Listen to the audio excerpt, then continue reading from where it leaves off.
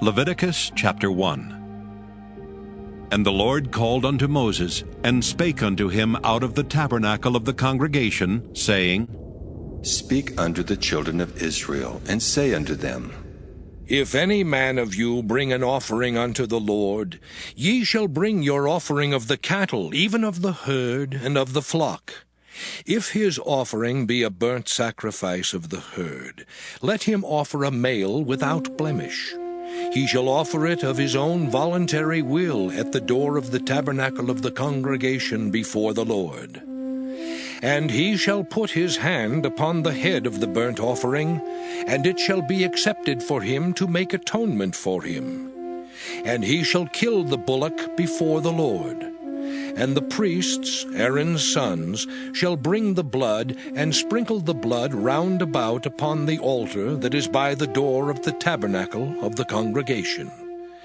And he shall flay the burnt offering, and cut it into his pieces. And the sons of Aaron the priest shall put fire upon the altar, and lay the wood in order upon the fire. And the priests, Aaron's sons, shall lay the parts, the head and the fat, in order upon the wood that is on the fire, which is upon the altar. But his inwards and his legs shall he wash in water, and the priest shall burn all on the altar, to be a burnt sacrifice, an offering made by fire, of a sweet savor unto the Lord.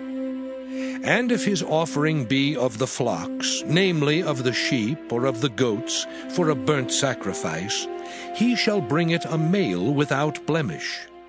And he shall kill it on the side of the altar northward before the Lord. And the priests, Aaron's sons, shall sprinkle his blood round about upon the altar.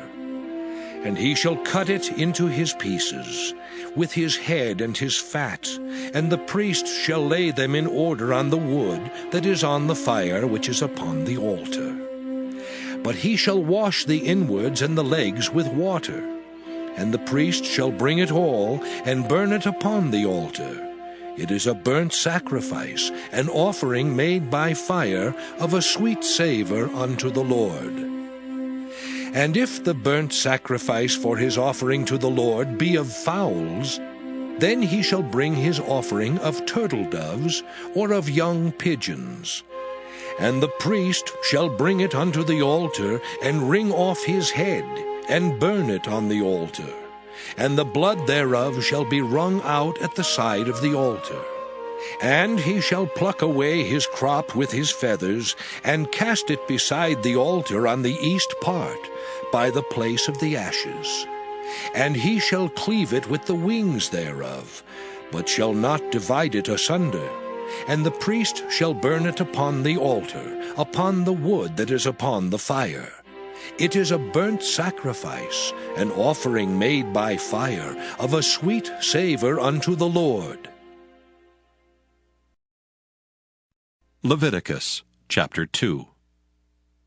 And when any will offer a meat offering unto the Lord, his offering shall be of fine flour, and he shall pour oil upon it, and put frankincense thereon.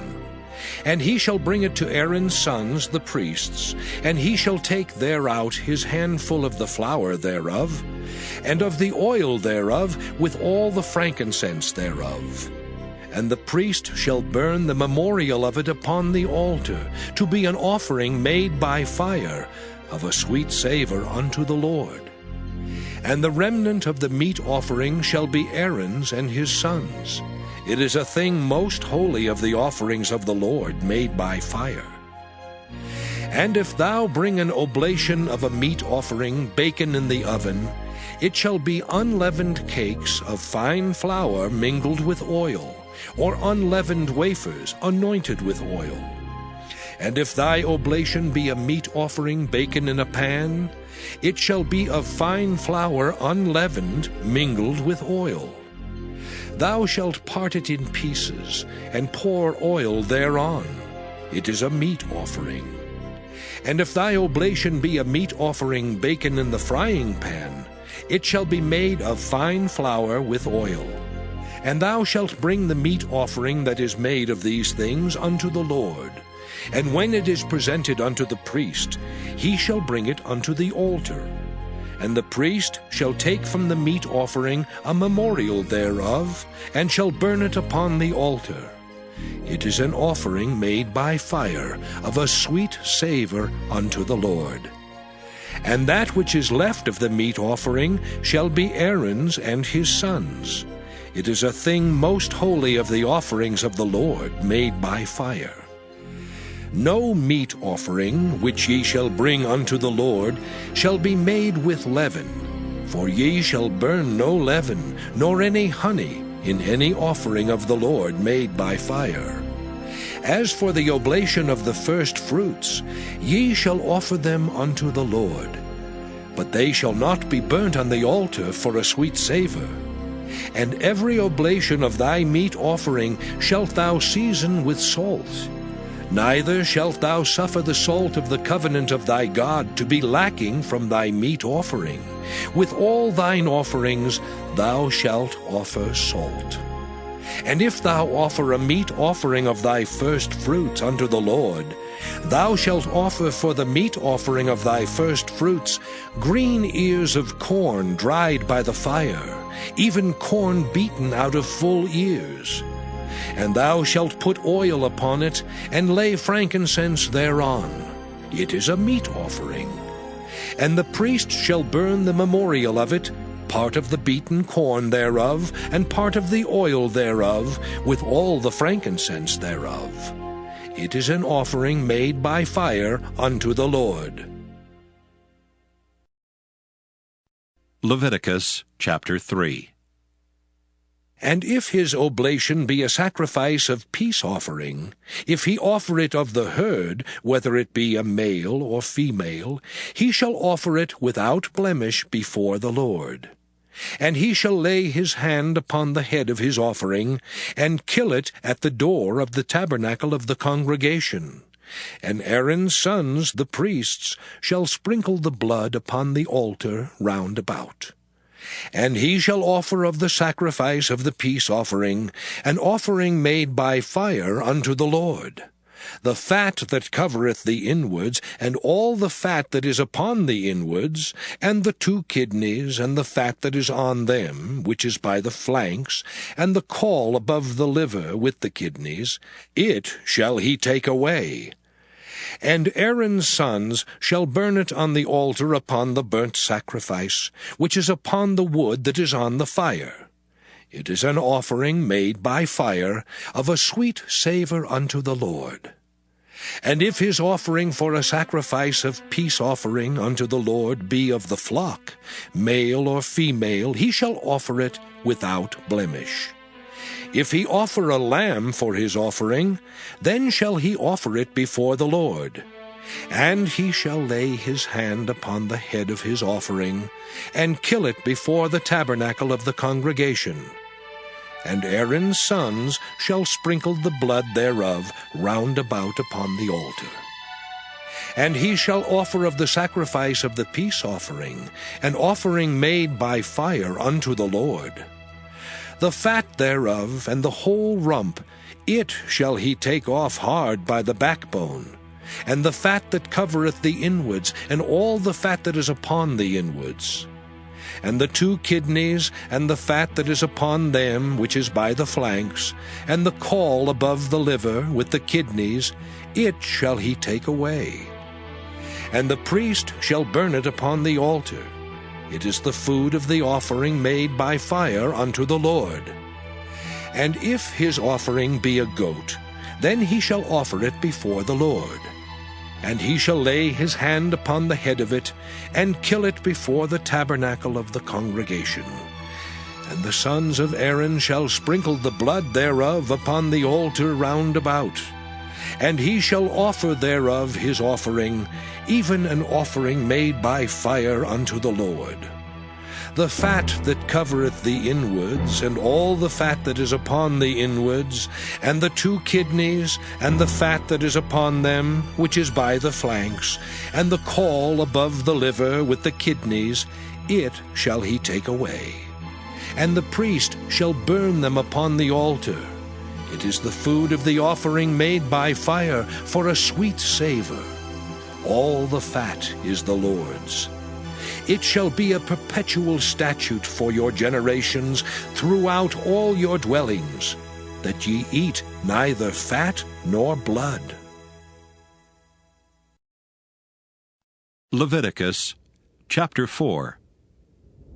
And the Lord spake unto Moses, saying, Speak unto the children of Israel, saying, If a soul shall sin through ignorance against any of the commandments of the Lord concerning things which ought not to be done, and shall do against any of them, if the priest that is anointed do sin according to the sin of the people, then let him bring for his sin which he hath sinned a young bullock without blemish unto the Lord for a sin offering.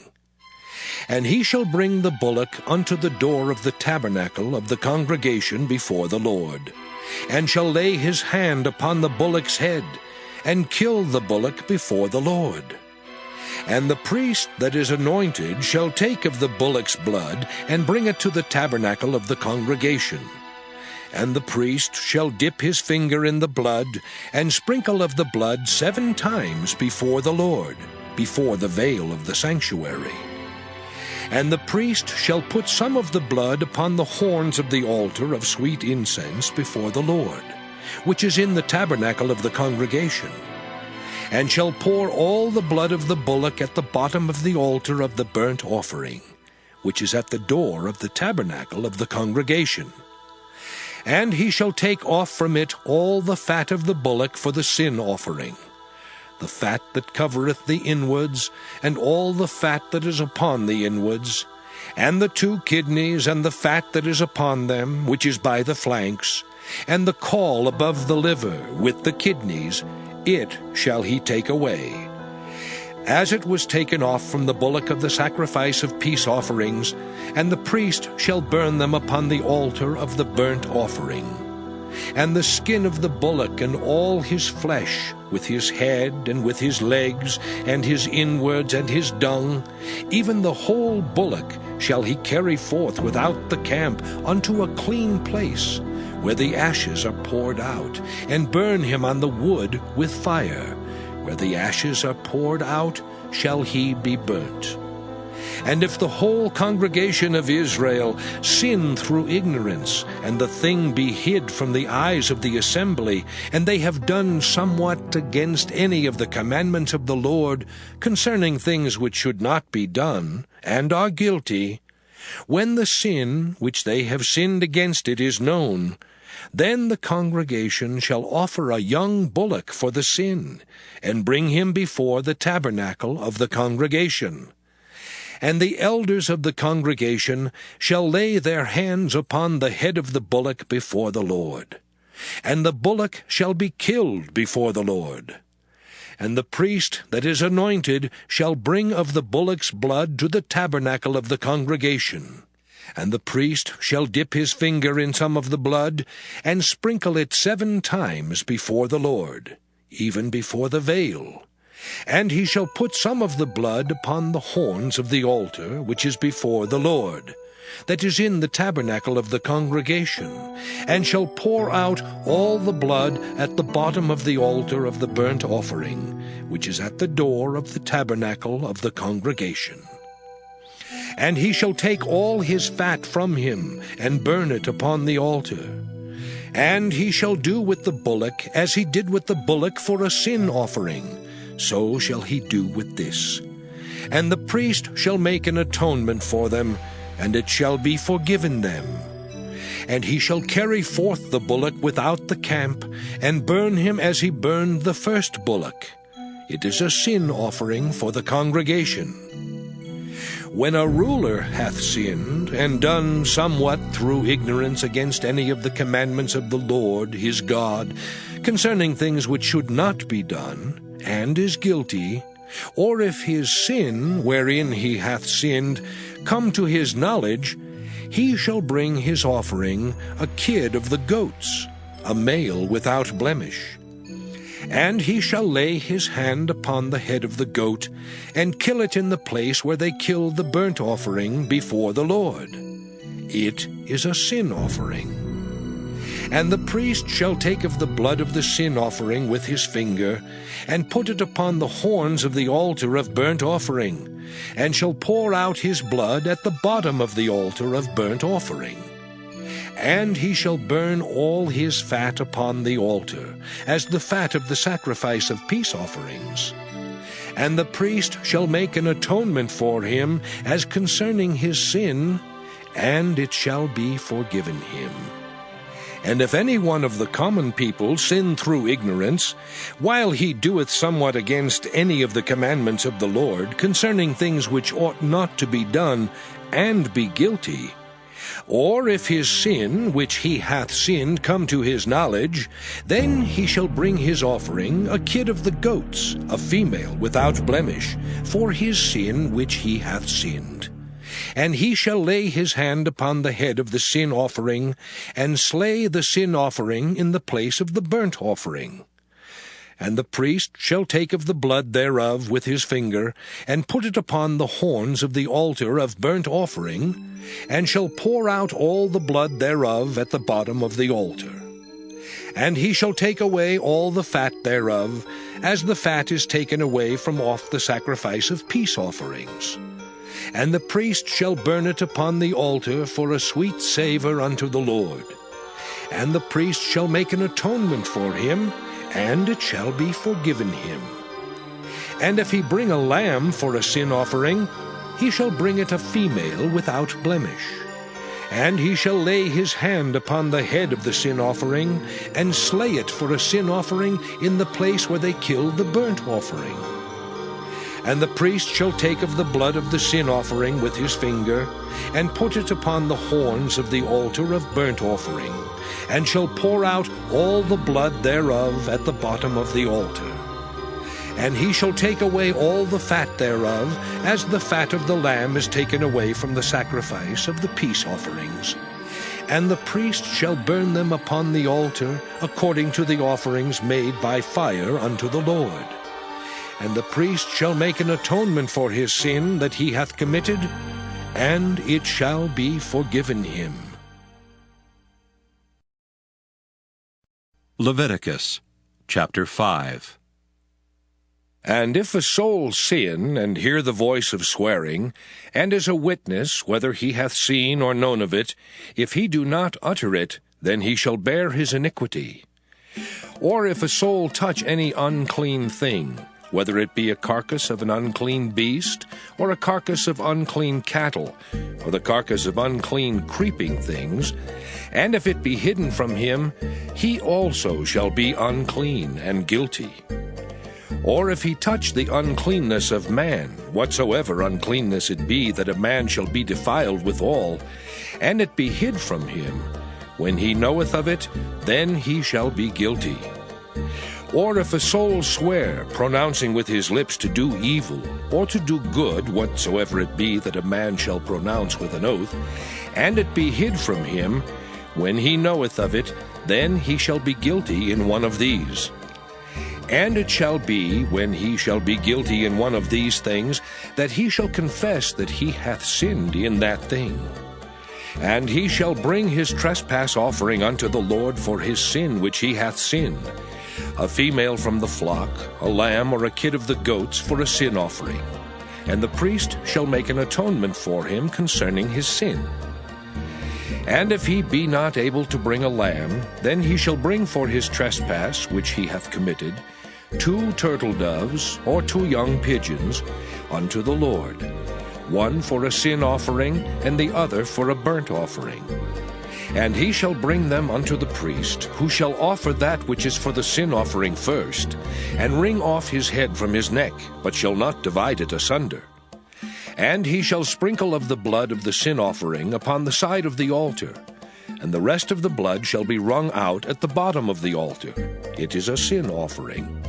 And he shall offer the second for a burnt offering according to the manner. And the priest shall make an atonement for him for his sin which he hath sinned, and it shall be forgiven him. But if he be not able to bring 2 turtle doves or 2 young pigeons, then he that sinned shall bring for his offering the 10th part of an ephah of fine flour for a sin offering. He shall put no oil upon it, neither shall he put any frankincense thereon, for it is a sin offering. Then shall he bring it to the priest, and the priest shall take his handful of it, even a memorial thereof, and burn it on the altar, according to the offerings made by fire unto the Lord. It is a sin offering. And the priest shall make an atonement for him, as touching his sin that he hath sinned in one of these, and it shall be forgiven him. And the remnant shall be the priest's, as a meat offering. And the Lord spake unto Moses, saying, If a soul commit a trespass and sin through ignorance in the holy things of the Lord, then he shall bring for his trespass unto the Lord a ram without blemish out of the flocks, with thy estimation by shekels of silver, after the shekel of the sanctuary, for a trespass offering. And he shall make amends for the harm that he hath done in the holy thing, and shall add the 5th part thereto, and give it unto the priest. And the priest shall make an atonement for him with the ram of the trespass offering, and it shall be forgiven him. And if a soul sin, and commit any of these things which are forbidden to be done by the commandments of the Lord, though he wist it not, yet is he guilty, and shall bear his iniquity. And he shall bring a ram without blemish out of the flock, with thy estimation for a trespass offering unto the priest. And the priest shall make an atonement for him concerning his ignorance wherein he erred, and wist it not, and it shall be forgiven him. It is a trespass offering. He hath certainly trespassed against the Lord. Leviticus chapter 6.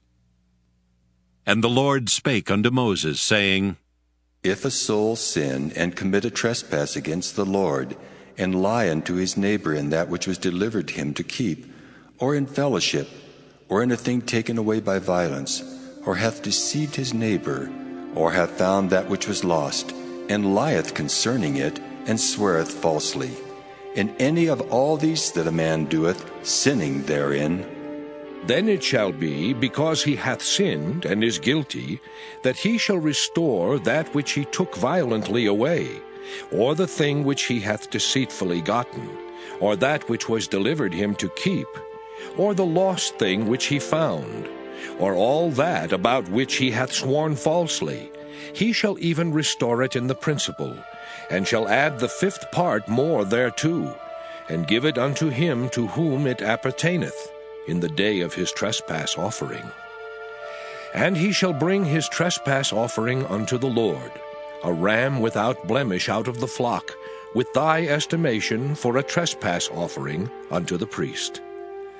And the priest shall make an atonement for him before the Lord, and it shall be forgiven him for anything of all that he hath done in trespassing therein. And the Lord spake unto Moses, saying, Command Aaron and his sons, saying, This is the law of the burnt offering. It is the burnt offering because of the burning upon the altar all night unto the morning, and the fire of the altar shall be burning in it. And the priest shall put on his linen garment, and his linen breeches shall he put upon his flesh, and take up the ashes which the fire hath consumed with the burnt offering on the altar, and he shall put them beside the altar. And he shall put off his garments, and put on other garments, and carry forth the ashes without the camp unto a clean place. And the fire upon the altar shall be burning in it, it shall not be put out. And the priest shall burn wood on it every morning, and lay the burnt offering in order upon it. And he shall burn thereon the fat of the peace offerings. The fire shall ever be burning upon the altar, it shall never go out. And this is the law of the meat offering. The sons of Aaron shall offer it before the Lord, before the altar. And he shall take of it his handful, of the flour of the meat offering, and of the oil thereof, and all the frankincense which is upon the meat offering, and shall burn it upon the altar for a sweet savour, even the memorial of it unto the Lord. And the remainder thereof shall Aaron and his sons eat. With unleavened bread shall it be eaten in the holy place. In the court of the tabernacle of the congregation they shall eat it. It shall not be baken with leaven. I have given it unto them for their portion of my offerings made by fire. It is most holy, as is the sin offering, and as the trespass offering. All the males among the children of Aaron shall eat of it. It shall be a statute forever in your generations concerning the offerings of the Lord made by fire. Every one that toucheth them shall be holy. And the Lord spake unto Moses, saying, This is the offering of Aaron and of his sons, which they shall offer unto the Lord in the day when he is anointed. The 10th part of an ephah of fine flour for a meat offering perpetual, half of it in the morning, and half thereof at night. In a pan it shall be made with oil, and when it is baken, thou shalt bring it in, and the baken pieces of the meat offering shalt thou offer for a sweet savour unto the Lord. And the priest of his sons that is anointed in his stead shall offer it. It is a statute forever unto the Lord. It shall be wholly burnt. For every meat offering for the priest shall be wholly burnt. It shall not be eaten. And the Lord spake unto Moses, saying, Speak unto Aaron and to his sons, saying, This is the law of the sin offering. In the place where the burnt offering is killed, shall the sin offering be killed before the Lord. It is most holy. The priest that offereth it for sin shall eat it. In the holy place shall it be eaten, in the court of the tabernacle of the congregation. Whatsoever shall touch the flesh thereof shall be holy. And when there is sprinkled of the blood thereof upon any garment, thou shalt wash that whereon it was sprinkled in the holy place. But the earthen vessel wherein it is sodden shall be broken. And if it be sodden in a brazen pot, it shall be both scoured and rinsed in water. All the males among the priests shall eat thereof. It is most holy. And no sin offering, whereof any of the blood is brought into the tabernacle of the congregation to reconcile with all in the holy place, shall be eaten. It shall be burnt in the fire. Leviticus chapter 7. Likewise, this is the law of the trespass offering. It is most holy. In the place where they kill the burnt offering shall they kill the trespass offering, and the blood thereof shall he sprinkle round about upon the altar. And he shall offer of it all the fat thereof, the rump and the fat that covereth the inwards, and the 2 kidneys and the fat that is on them, which is by the flanks, and the caul that is above the liver, with the kidneys, it shall he take away. And the priest shall burn them upon the altar for an offering made by fire unto the Lord. It is a trespass offering. Every male among the priests shall eat thereof. It shall be eaten in the holy place. It is most holy. As the sin offering is, so is the trespass offering. There is one law for them. The priest that maketh atonement therewith shall have it. And the priest that offereth any man's burnt offering, even the priest shall have to himself the skin of the burnt offering which he hath offered. And all the meat offering that is baken in the oven, and all that is dressed in the frying pan and in the pan, shall be the priest's that offereth it. And every meat offering mingled with oil and dry shall all the sons of Aaron have, one as much as another. And this is the law of the sacrifice of peace offerings, which he shall offer unto the Lord. If he offer it for a thanksgiving, then he shall offer with the sacrifice of thanksgiving unleavened cakes mingled with oil, and unleavened wafers anointed with oil, and cakes mingled with oil of fine flour, fried. Besides the cakes, he shall offer for his offering leavened bread with the sacrifice of thanksgiving of his peace offerings. And of it he shall offer one out of the whole oblation for an heave offering unto the Lord. And it shall be the priest's that sprinkleth the blood of the peace offerings. And the flesh of the sacrifice of his peace offerings for thanksgiving shall be eaten the same day that it is offered. He shall not leave any of it until the morning. But if the sacrifice of his offering be a vow, or a voluntary offering, it shall be eaten the same day that he offereth his sacrifice, and on the morrow also the remainder of it shall be eaten. But the remainder of the flesh of the sacrifice on the third day shall be burnt with fire. And if any of the flesh of the sacrifice of his peace offerings be eaten at all on the third day, it shall not be accepted, neither shall it be imputed unto him that offereth it. It shall be an abomination, and the soul that eateth of it shall bear his iniquity. And the flesh that toucheth any unclean thing shall not be eaten, it shall be burnt with fire. And as for the flesh, all that be clean shall eat thereof. But the soul that eateth of the flesh of the sacrifice of peace offerings, that pertain unto the Lord, having his uncleanness upon him, even that soul shall be cut off from his people. Moreover, the soul that shall touch any unclean thing, as the uncleanness of man, or any unclean beast, or any abominable unclean thing, and eat of the flesh of the sacrifice of peace offerings, which pertain unto the Lord, even that soul shall be cut off from his people. And the Lord spake unto Moses, saying, Speak unto the children of Israel, saying, Ye shall eat no manner of fat, of ox, or of sheep, or of goat. And the fat of the beast that dieth of itself, and the fat of that which is torn with beasts, may be used in any other use, but ye shall in no wise eat of it. For whosoever eateth the fat of the beast, of which men offer an offering made by fire unto the Lord, even the soul that eateth it shall be cut off from his people. Moreover, ye shall eat no manner of blood, whether it be of fowl or of beast, in any of your dwellings.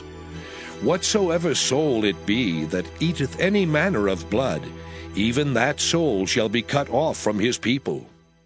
And the Lord spake unto Moses, saying, Speak unto the children of Israel, saying, He that offereth the sacrifice of his peace offerings unto the Lord shall bring his oblation unto the Lord of the sacrifice of his peace offerings. His own hands shall bring the offerings of the Lord made by fire. The fat with the breast, it shall he bring, that the breast may be waved for a wave offering before the Lord. And the priest shall burn the fat upon the altar, but the breast shall be Aaron's and his sons'. And the right shoulder shall ye give unto the priest for an heave offering of the sacrifices of your peace offerings. He among the sons of Aaron that offereth the blood of the peace offerings and the fat shall have the right shoulder for his part. For the wave breast and the heave shoulder have I taken of the children of Israel from off the sacrifices of their peace offerings, and have given them unto Aaron the priest and unto his sons by a statute forever from among the children of Israel. This is the portion of the anointing of Aaron, and of the anointing of his sons, out of the offerings of the Lord, made by fire in the day when he presented them to minister unto the Lord in the priest's office, which the Lord commanded to be given them of the children of Israel in the day that he anointed them, by a statute forever throughout their generations. This is the law of the burnt offering, of the meat offering, and of the sin offering, and of the trespass offering, and of the consecrations, and of the sacrifice of the peace offerings, which the Lord commanded Moses in Mount Sinai in the day that he commanded the children of Israel to offer their oblations unto the Lord in the wilderness of Sinai.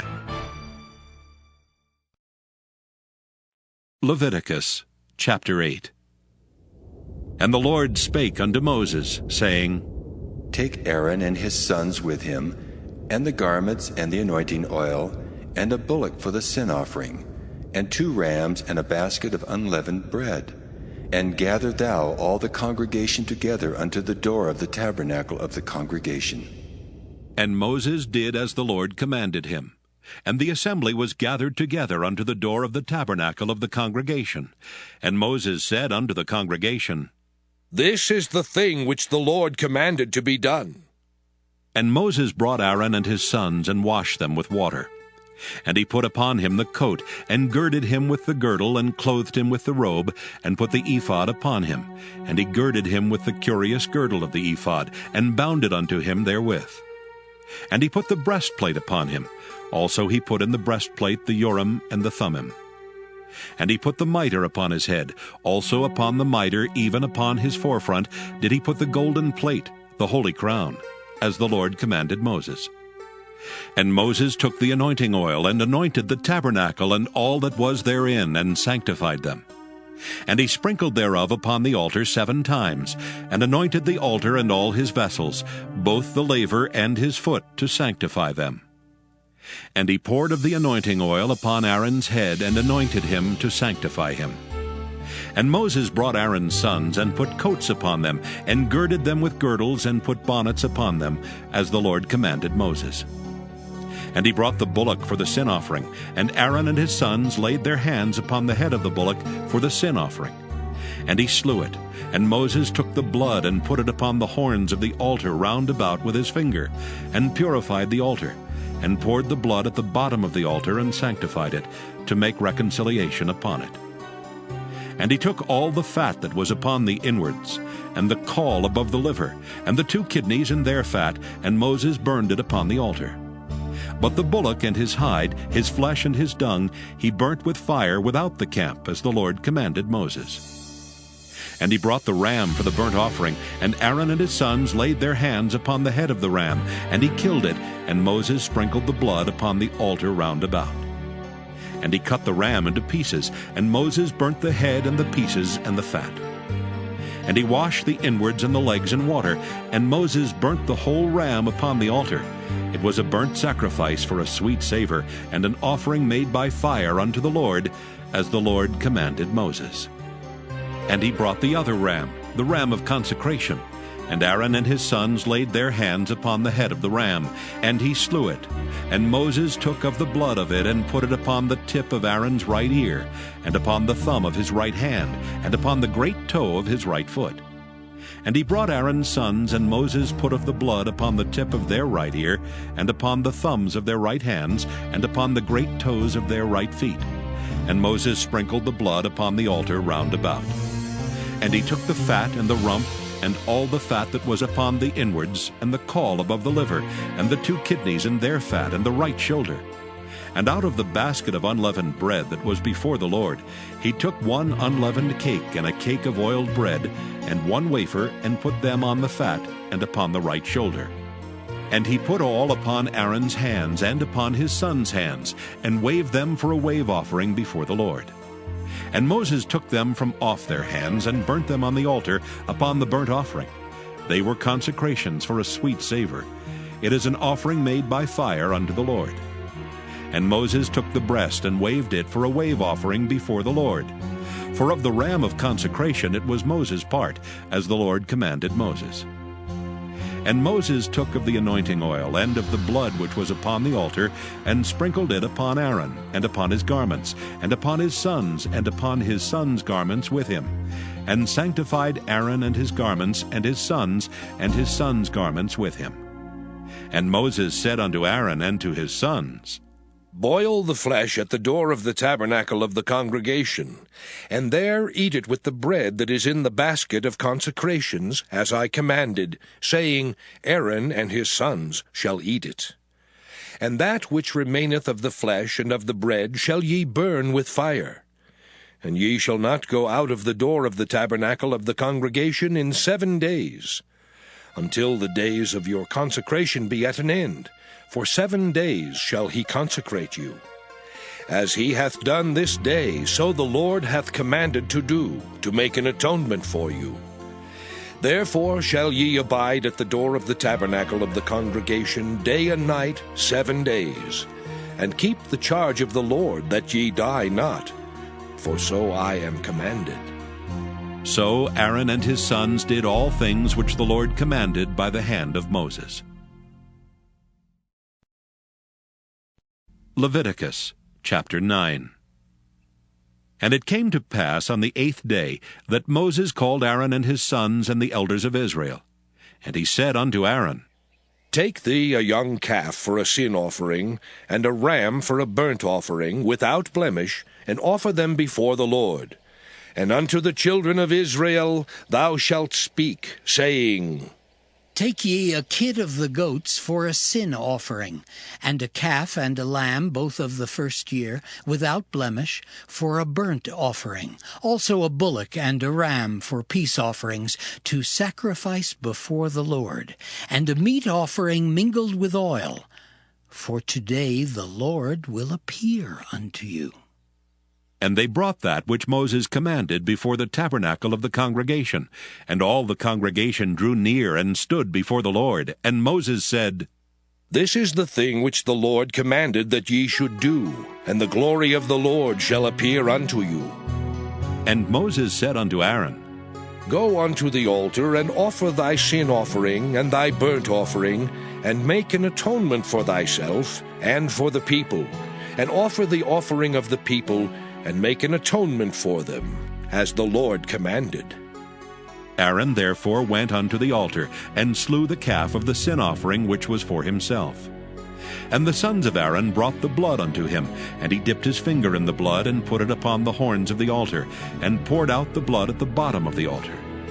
But the fat and the kidneys and the caul above the liver of the sin offering he burnt upon the altar, as the Lord commanded Moses. And the flesh and the hide he burnt with fire without the camp. And he slew the burnt offering, and Aaron's sons presented unto him the blood which he sprinkled round about upon the altar. And they presented the burnt offering unto him with the pieces thereof and the head, and he burnt them upon the altar. And he did wash the inwards and the legs, and burnt them upon the burnt offering on the altar. And he brought the people's offering, and took the goat which was the sin offering for the people, and slew it, and offered it for sin as the first. And he brought the burnt offering, and offered it according to the manner. And he brought the meat offering, and took an handful thereof, and burnt it upon the altar, beside the burnt sacrifice of the morning. He slew also the bullock and the ram for a sacrifice of peace offerings, which was for the people. And Aaron's sons presented unto him the blood which he sprinkled upon the altar round about, and the fat of the bullock and of the ram, the rump, and that which covereth the inwards and the kidneys, and the caul above the liver. And they put the fat upon the breasts, and he burnt the fat upon the altar. And the breasts and the right shoulder Aaron waved for a wave offering before the Lord, as Moses commanded. And Aaron lifted up his hand toward the people, and blessed them, and came down from offering of the sin offering, and the burnt offering, and peace offerings.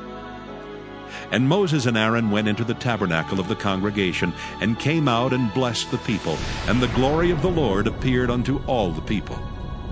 And there came a fire out from before the Lord, and consumed upon the altar the burnt offering and the fat, which when all the people saw, they shouted, and fell on their faces. Leviticus chapter 10. And Nadab and Abihu the sons of Aaron took either of them his censer, and put fire therein, and put incense thereon, and offered strange fire before the Lord, which he commanded them not. And there went out fire from the Lord, and devoured them, and they died before the Lord. Then Moses said unto Aaron, This is it that the Lord spake, saying, I will be sanctified in them that come nigh me, and before all the people I will be glorified. And Aaron held his peace. And Moses called Mishael and Elzaphan, the sons of Uzziel, the uncle of Aaron, and said unto them, Come near, carry your brethren from before the sanctuary out of the camp. So they went near, and carried them in their coats out of the camp, as Moses had said. And Moses said unto Aaron, and unto Eleazar, and unto Ithamar his sons, Uncover not your heads, neither rend your clothes, lest ye die, and lest wrath come upon all the people. But let your brethren, the whole house of Israel, bewail the burning which the Lord hath kindled. And ye shall not go out from the door of the tabernacle of the congregation, lest ye die. For the anointing oil of the Lord is upon you. And they did according to the word of Moses. And the Lord spake unto Aaron, saying, Do not drink wine nor strong drink, thou nor thy sons with thee, when ye go into the tabernacle of the congregation, lest ye die. It shall be a statute forever throughout your generations, and that ye may put difference between holy and unholy, and between unclean and clean, and that ye may teach the children of Israel all the statutes which the Lord has spoken unto them by the hand of Moses. And Moses spake unto Aaron, and unto Eleazar, and unto Ithamar his sons that were left. Take the meat offering that remaineth of the offerings of the Lord made by fire, and eat it without leaven beside the altar, for it is most holy. And ye shall eat it in the holy place, because it is thy due, and thy son's due, of the sacrifices of the Lord made by fire, for so I am commanded. And the wave breast and heave shoulder shall ye eat in a clean place, thou and thy sons and thy daughters with thee, for they be thy due, and thy sons' due, which are given out of the sacrifices of peace offerings of the children of Israel. The heave shoulder and the wave breast shall they bring with the offerings made by fire of the fat, to wave it for a wave offering before the Lord. And it shall be thine and thy sons with thee, by a statute forever, as the Lord hath commanded. And Moses diligently sought the goat of the sin offering, and behold, it was burnt. And he was angry with Eleazar and Ithamar, the sons of Aaron, which were left alive, saying, Wherefore have ye not eaten the sin offering in the holy place, seeing it is most holy? And God hath given it you to bear the iniquity of the congregation, to make atonement for them before the Lord. Behold, the blood of it was not brought in within the holy place. Ye should indeed have eaten it in the holy place, as I commanded.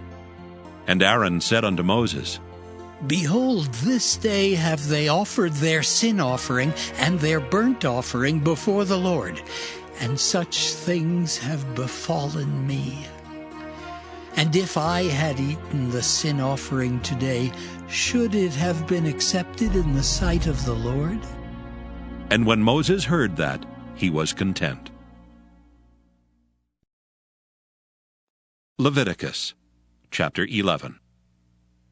And the Lord spake unto Moses and to Aaron, saying unto them, Speak unto the children of Israel, saying, These are the beasts which ye shall eat among all the beasts that are on the earth. Whatsoever parteth the hoof, and is cloven-footed, and cheweth the cud among the beasts, that shall ye eat. Nevertheless, these shall ye not eat of them that chew the cud, or of them that divide the hoof, as the camel, because he cheweth the cud, but divideth not the hoof. He is unclean unto you. And the coney, because he cheweth the cud, but divideth not the hoof. He is unclean unto you. And the hare, because he cheweth the cud, but divideth not the hoof. He is unclean unto you.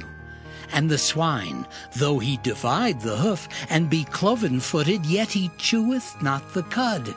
He is unclean to you. Of their flesh shall ye not eat, and their carcass shall ye not touch. They are unclean to you. These shall ye eat of all that are in the waters. Whatsoever hath fins and scales in the waters, in the seas and in the rivers, them shall ye eat. And all that have not fins and scales in the seas and in the rivers, of all that move in the waters, and of any living thing which is in the waters, they shall be an abomination unto you. They shall be even an abomination unto you. Ye shall not eat of their flesh, but ye shall have their carcasses in abomination. Whatsoever hath no fins nor scales in the waters, that shall be an abomination unto you. And these are they which ye shall have in abomination among the fowls. They shall not be eaten, they are an abomination, the eagle, and the ossifrage, and the osprey, and the vulture, and the kite after his kind, every raven after his kind, and the owl, and the nighthawk, and the cuckoo, and the hawk after his kind, and the little owl, and the cormorant, and the great owl, and the swan, and the pelican, and the gyre eagle, and the stork, the heron after her kind, and the lapwing, and the bat. All fowls that creep, going upon all four, shall be an abomination unto you. Yet these may ye eat of every flying, creeping thing that goeth upon all four, which have legs above their feet to leap withal upon the earth. Even these of them ye may eat, the locust after his kind, and the bald locust after his kind, and the beetle after his kind, and the grasshopper after his kind. But all other flying, creeping things which have 4 feet shall be an abomination unto you. And for these ye shall be unclean. Whosoever toucheth the carcass of them shall be unclean until the even. And whosoever beareth aught of the carcass of them shall wash his clothes, and be unclean until the even. The carcasses of every beast which divideth the hoof, and is not cloven-footed, nor cheweth the cud, are unclean unto you. Every one that toucheth them shall be unclean. And whatsoever goeth upon his paws among all manner of beasts that go on all 4, those are unclean unto you. Whoso toucheth their carcass shall be unclean until the even. And he that beareth the carcass of them shall wash his clothes, and be unclean until the even. They are unclean unto you. These also shall be unclean unto you among the creeping things that creep upon the earth, the weasel and the mouse, and the tortoise after his kind, and the ferret, and the chameleon, and the lizard, and the snail, and the mole. These are unclean to you among all that creep. Whosoever doth touch them when they be dead shall be unclean until the even. And upon whatsoever any of them when they are dead doth fall, it shall be unclean, whether it be any vessel of wood or raiment or skin or sack, whatsoever vessel it be, wherein any work is done, it must be put into water, and it shall be unclean until the even. So it shall be cleansed. And every earthen vessel whereinto any of them falleth, whatsoever is in it shall be unclean, and ye shall break it. Of all meat which may be eaten, that on which such water cometh shall be unclean. And all drink that may be drunk in every such vessel shall be unclean. And every thing whereupon any part of their carcass falleth shall be unclean, whether it be oven or ranges for pots, they shall be broken down, for they are unclean, and shall be unclean unto you.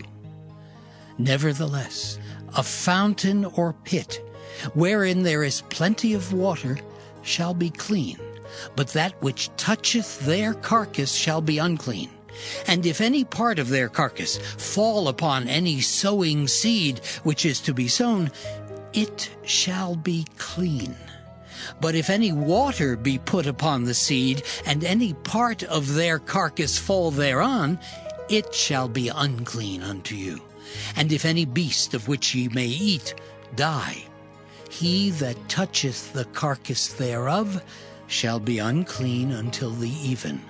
And he that eateth of the carcass of it shall wash his clothes, and be unclean until the even. He also that beareth the carcass of it shall wash his clothes, and be unclean until the even. And every creeping thing that creepeth upon the earth shall be an abomination. It shall not be eaten.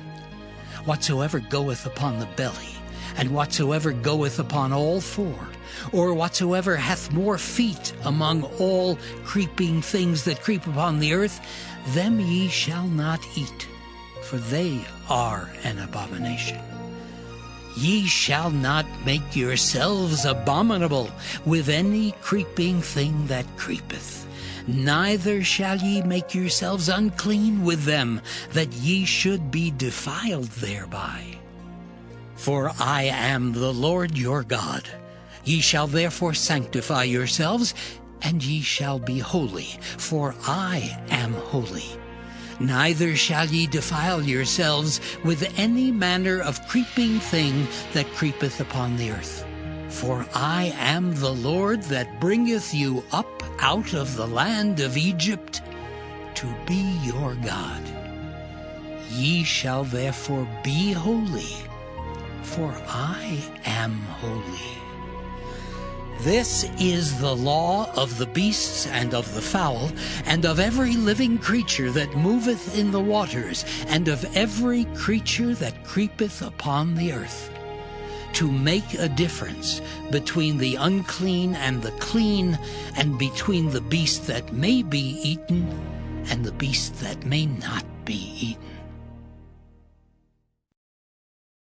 Leviticus chapter 12.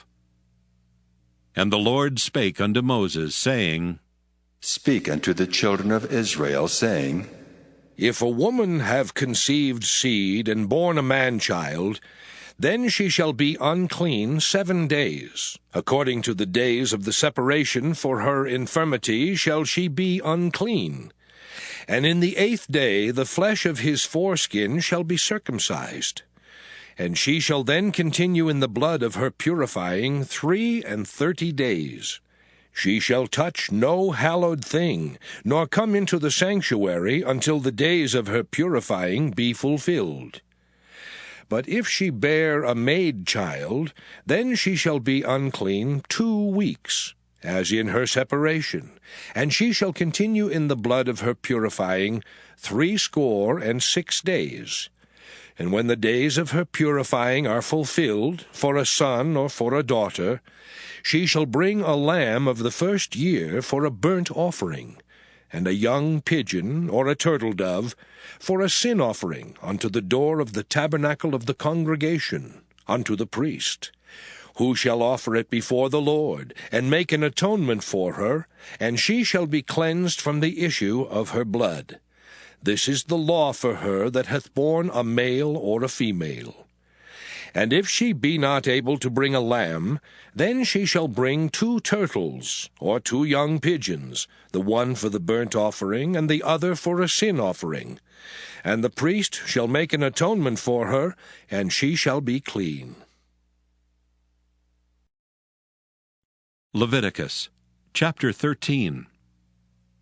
And the Lord spake unto Moses and Aaron, saying, When a man shall have in the skin of his flesh a rising, a scab or bright spot, and it be in the skin of his flesh like the plague of leprosy, then he shall be brought unto Aaron the priest, or unto one of his sons the priests. And the priest shall look on the plague in the skin of the flesh, and when the hair in the plague is turned white, and the plague in sight be deeper than the skin of his flesh, it is a plague of leprosy, and the priest shall look on him and pronounce him unclean. If the bright spot be white in the skin of his flesh, and in sight be not deeper than the skin, and the hair thereof be not turned white, then the priest shall shut up him that hath the plague 7 days. And the priest shall look on him the 7th day, and behold, if the plague in his sight be at a stay, and the plague spread not in the skin, then the priest shall shut him up 7 days more. And the priest shall look on him again the 7th day, and behold, if the plague be somewhat dark, and the plague spread not in the skin, the priest shall pronounce him clean. It is but a scab, and he shall wash his clothes and be clean. But if the scab spread much abroad in the skin, after that he hath been seen of the priest for his cleansing, he shall be seen of the priest again. And if the priest see that, behold, the scab spreadeth in the skin, then the priest shall pronounce him unclean. It is a leprosy. When the plague of leprosy is in a man, then he shall be brought unto the priest. And the priest shall see him, and behold, if the rising be white in the skin, and it have turned the hair white, and there be quick raw flesh in the rising, it is an old leprosy in the skin of his flesh, and the priest shall pronounce him unclean, and shall not shut him up, for he is unclean. And if a leprosy break out abroad in the skin, and the leprosy cover all the skin of him that hath the plague, from his head even to his foot, wheresoever the priest looketh, then the priest shall consider. And behold, if the leprosy have covered all his flesh, he shall pronounce him clean that hath the plague. It is all turned white, he is clean. But when raw flesh appeareth in him, he shall be unclean. And the priest shall see the raw flesh, and pronounce him to be unclean. For the raw flesh is unclean, it is a leprosy. Or if the raw flesh turn again, and be changed unto white, he shall come unto the priest. And the priest shall see him, and behold, if the plague be turned into white, then the priest shall pronounce him clean that hath the plague. He is clean. The flesh also, in which even in the skin thereof was a boil, and is healed, and in the place of the boil there be a white rising, or a bright spot, white and somewhat reddish, and it be showed to the priest.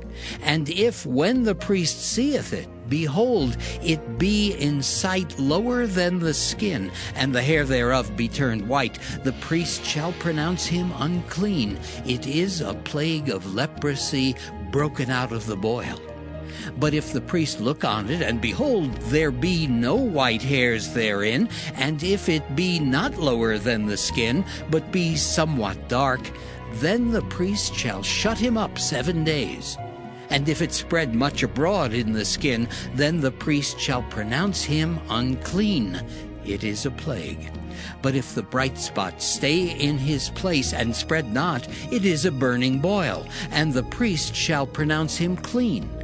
Or if there be any flesh in the skin whereof there is a hot burning, and the quick flesh that burneth have a white bright spot, somewhat reddish or white, then the priest shall look upon it, and behold, if the hair in the bright spot be turned white, and it be in sight deeper than the skin, it is a leprosy broken out of the burning, wherefore the priest shall pronounce him unclean.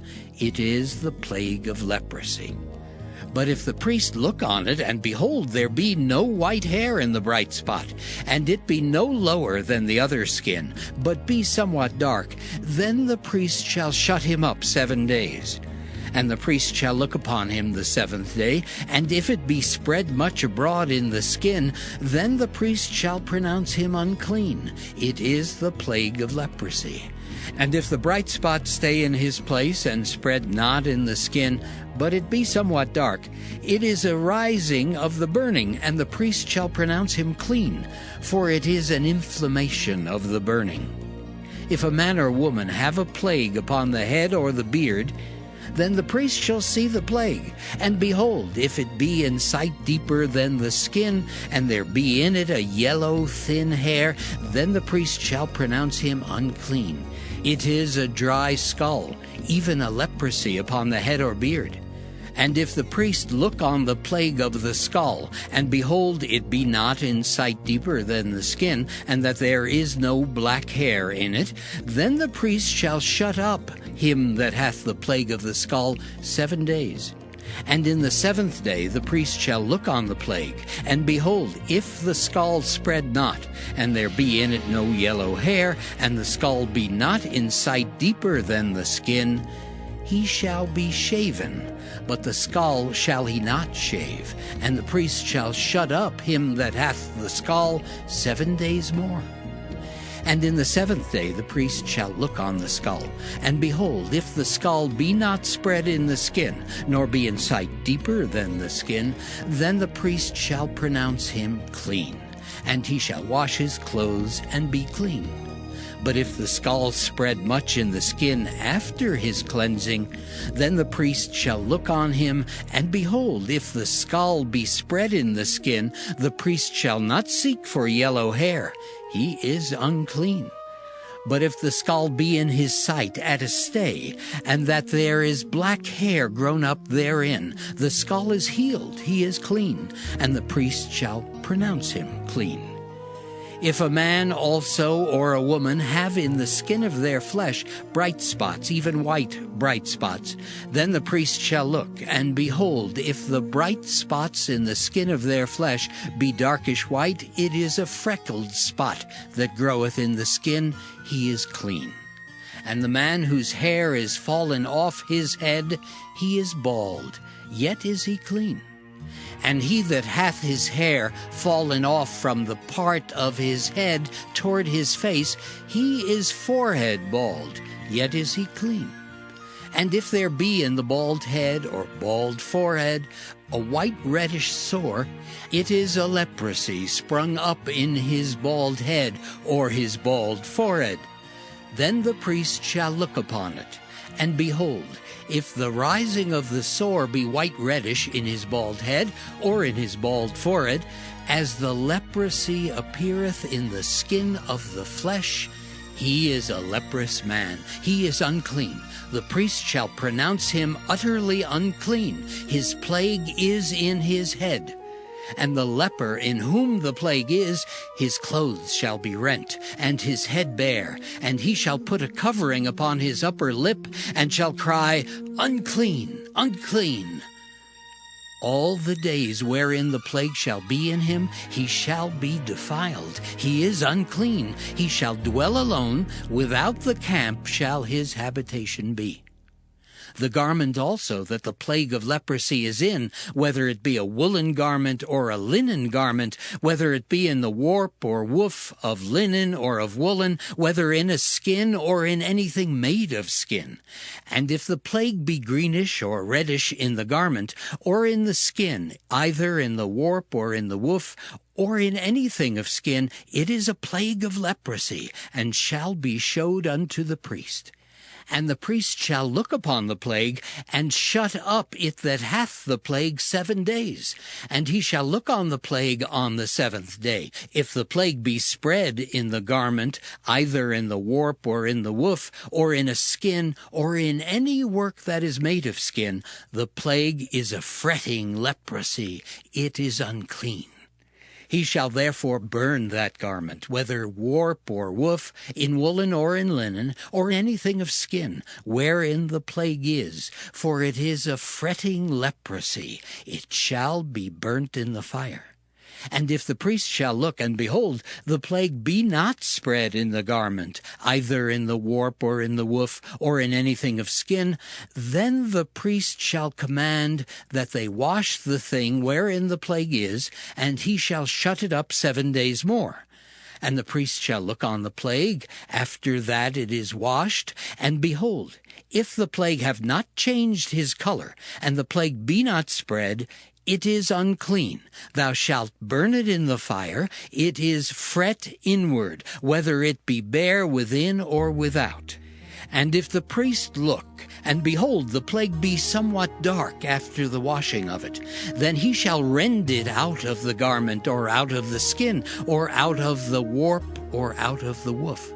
And if it appear still in the garment, either in the warp, or in the woof, or in anything of skin, it is a spreading plague. Thou shalt burn that wherein the plague is with fire.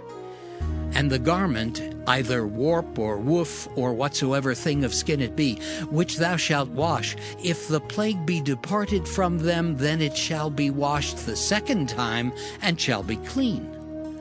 This is the law of the plague of leprosy in a garment of woolen or linen, either in the warp or woof, or anything of skins, to pronounce it clean or to pronounce it unclean.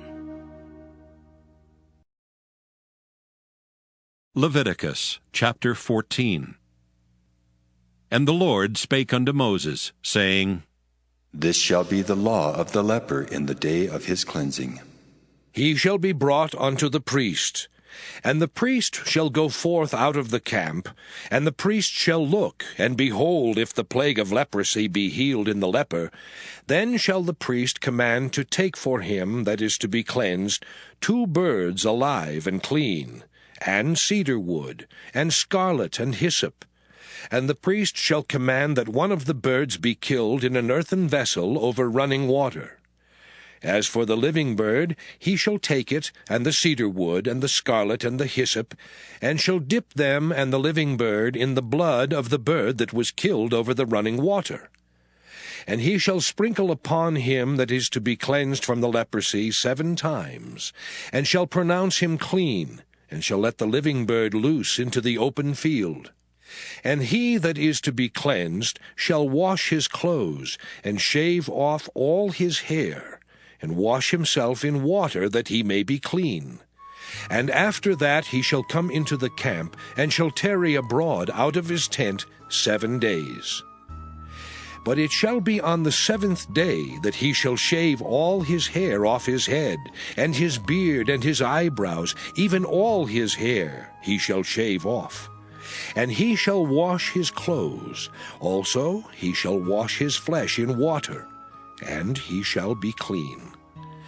And on the 8th day he shall take 2 he-lambs without blemish, and 1 ewe-lamb of the 1st year without blemish, and 3/10 deals of fine flour for a meat offering, mingled with oil, and 1 log of oil. And the priest that maketh him clean shall present the man that is to be made clean, and those things before the Lord, at the door of the tabernacle of the congregation. And the priest shall take 1 he-lamb, and offer him for a trespass offering, and the log of oil, and wave them for a wave offering before the Lord. And he shall slay the lamb in the place where he shall kill the sin offering and the burnt offering, in the holy place. For as the sin offering is the priest's, so is the trespass offering. It is most holy.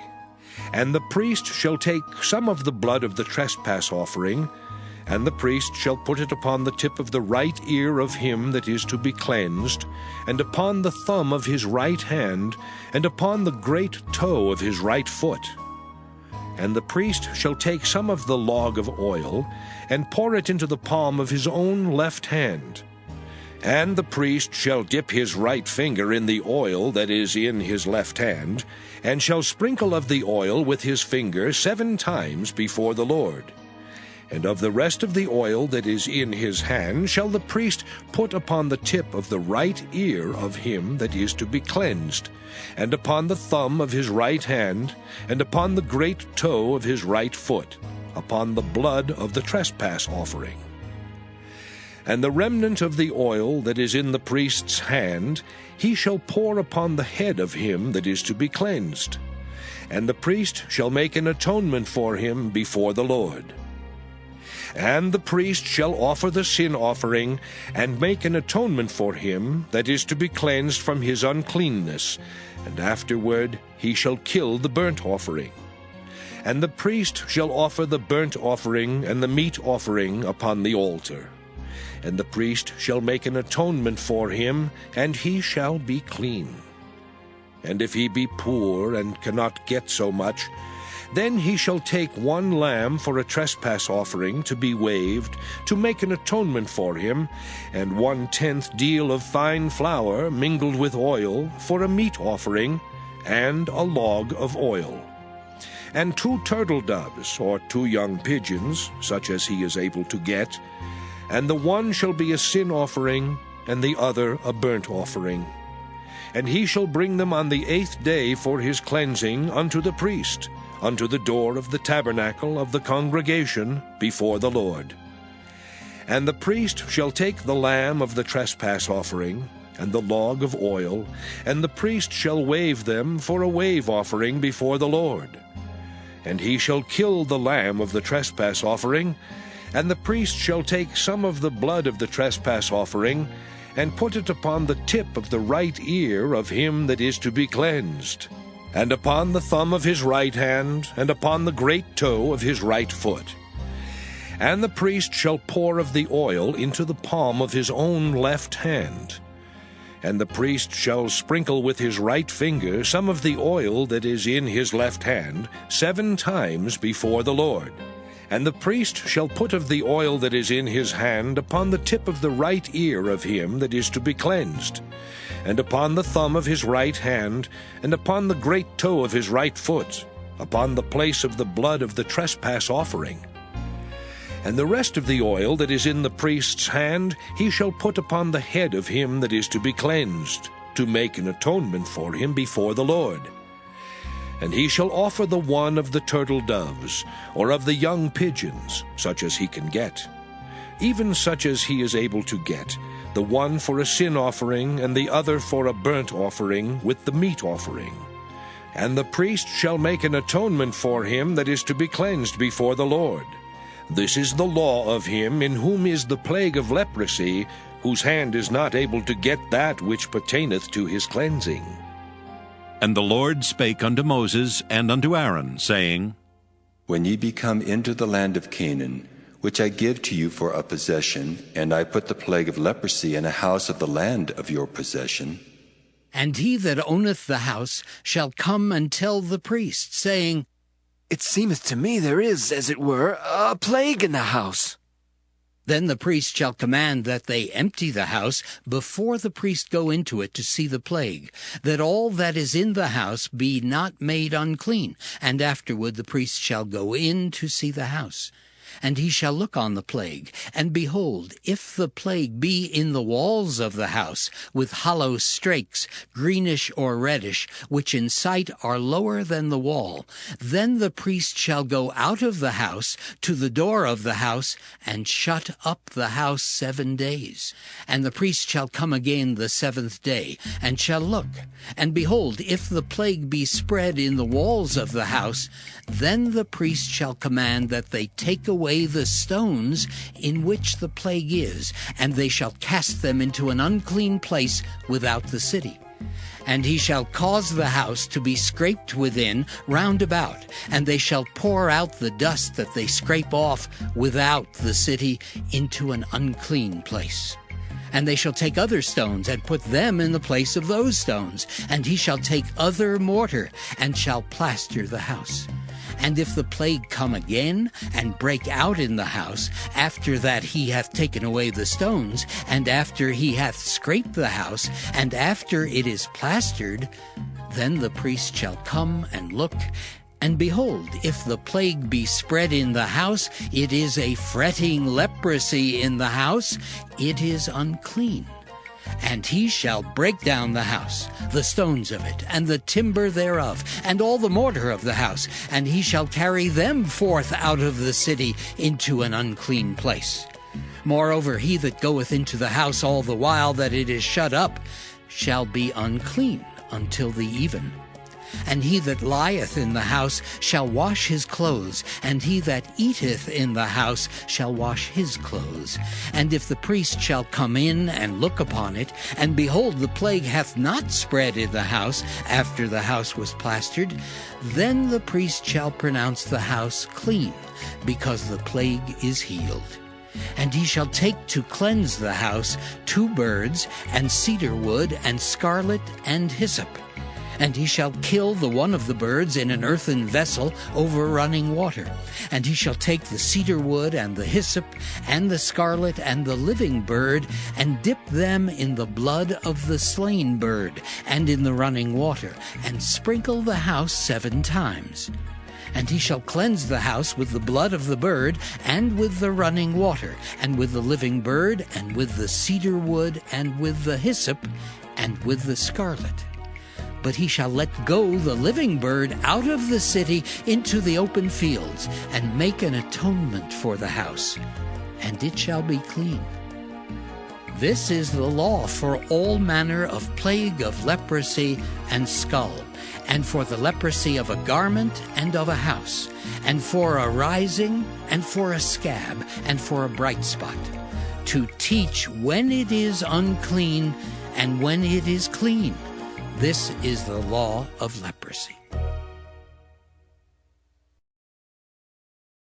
Leviticus chapter 15. And the Lord spake unto Moses and to Aaron, saying, Speak unto the children of Israel, and say unto them, When any man hath a running issue out of his flesh, because of his issue he is unclean. And this shall be his uncleanness in his issue, whether his flesh run with his issue, or his flesh be stopped from his issue, it is his uncleanness. Every bed whereon he lieth that hath the issue is unclean, and everything whereon he sitteth shall be unclean. And whosoever toucheth his bed shall wash his clothes, and bathe himself in water, and be unclean until the even. And he that sitteth on anything whereon he sat that hath the issue shall wash his clothes, and bathe himself in water, and be unclean until the even. And he that toucheth the flesh of him that hath the issue shall wash his clothes, and bathe himself in water, and be unclean until the even. And if he that hath the issue spit upon him that is clean, then he shall wash his clothes, and bathe himself in water, and be unclean until the even. And what saddle soever he rideth upon that hath the issue shall be unclean. And whosoever toucheth anything that was under him shall be unclean until the even. And he that beareth any of those things shall wash his clothes, and bathe himself in water, and be unclean until the even. And whomsoever he toucheth that hath the issue, and hath not rinsed his hands in water, he shall wash his clothes, and bathe himself in water, and be unclean until the even. And the vessel of earth that he toucheth, which hath the issue, shall be broken, and every vessel of wood shall be rinsed in water. And when he that hath an issue is cleansed of his issue, then he shall number to himself 7 days for his cleansing, and wash his clothes, and bathe his flesh in running water, and shall be clean. And on the 8th day he shall take to him 2 turtle doves, or 2 young pigeons, and come before the Lord unto the door of the tabernacle of the congregation, and give them unto the priest. And the priest shall offer them, the one for a sin offering, and the other for a burnt offering. And the priest shall make an atonement for him before the Lord for his issue. And if any man's seed of copulation go out from him, then he shall wash all his flesh in water, and be unclean until the even. And every garment and every skin whereon is the seed of copulation shall be washed with water, and be unclean until the even. The woman also with whom man shall lie with seed of copulation, they shall both bathe themselves in water, and be unclean until the even. And if a woman have an issue, and her issue in her flesh be blood, she shall be put apart 7 days, and whosoever toucheth her shall be unclean until the even. And everything that she lieth upon in her separation shall be unclean. Everything also that she sitteth upon shall be unclean. And whosoever toucheth her bed shall wash his clothes, and bathe himself in water, and be unclean until the even. And whosoever toucheth anything that she sat upon shall wash his clothes, and bathe himself in water, and be unclean until the even. And if it be on her bed, or on anything whereon she sitteth, when he toucheth it, he shall be unclean until the even. And if any man lie with her at all, and her flowers be upon him, he shall be unclean 7 days, and all the bed whereon he lieth shall be unclean. And if a woman have an issue of her blood many days out of the time of her separation, or if it run beyond the time of her separation, all the days of the issue of her uncleanness shall be as the days of her separation. She shall be unclean.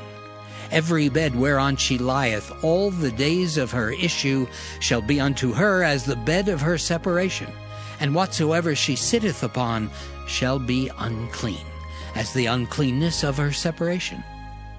And whosoever toucheth those things shall be unclean, and shall wash his clothes, and bathe himself in water, and be unclean until the even.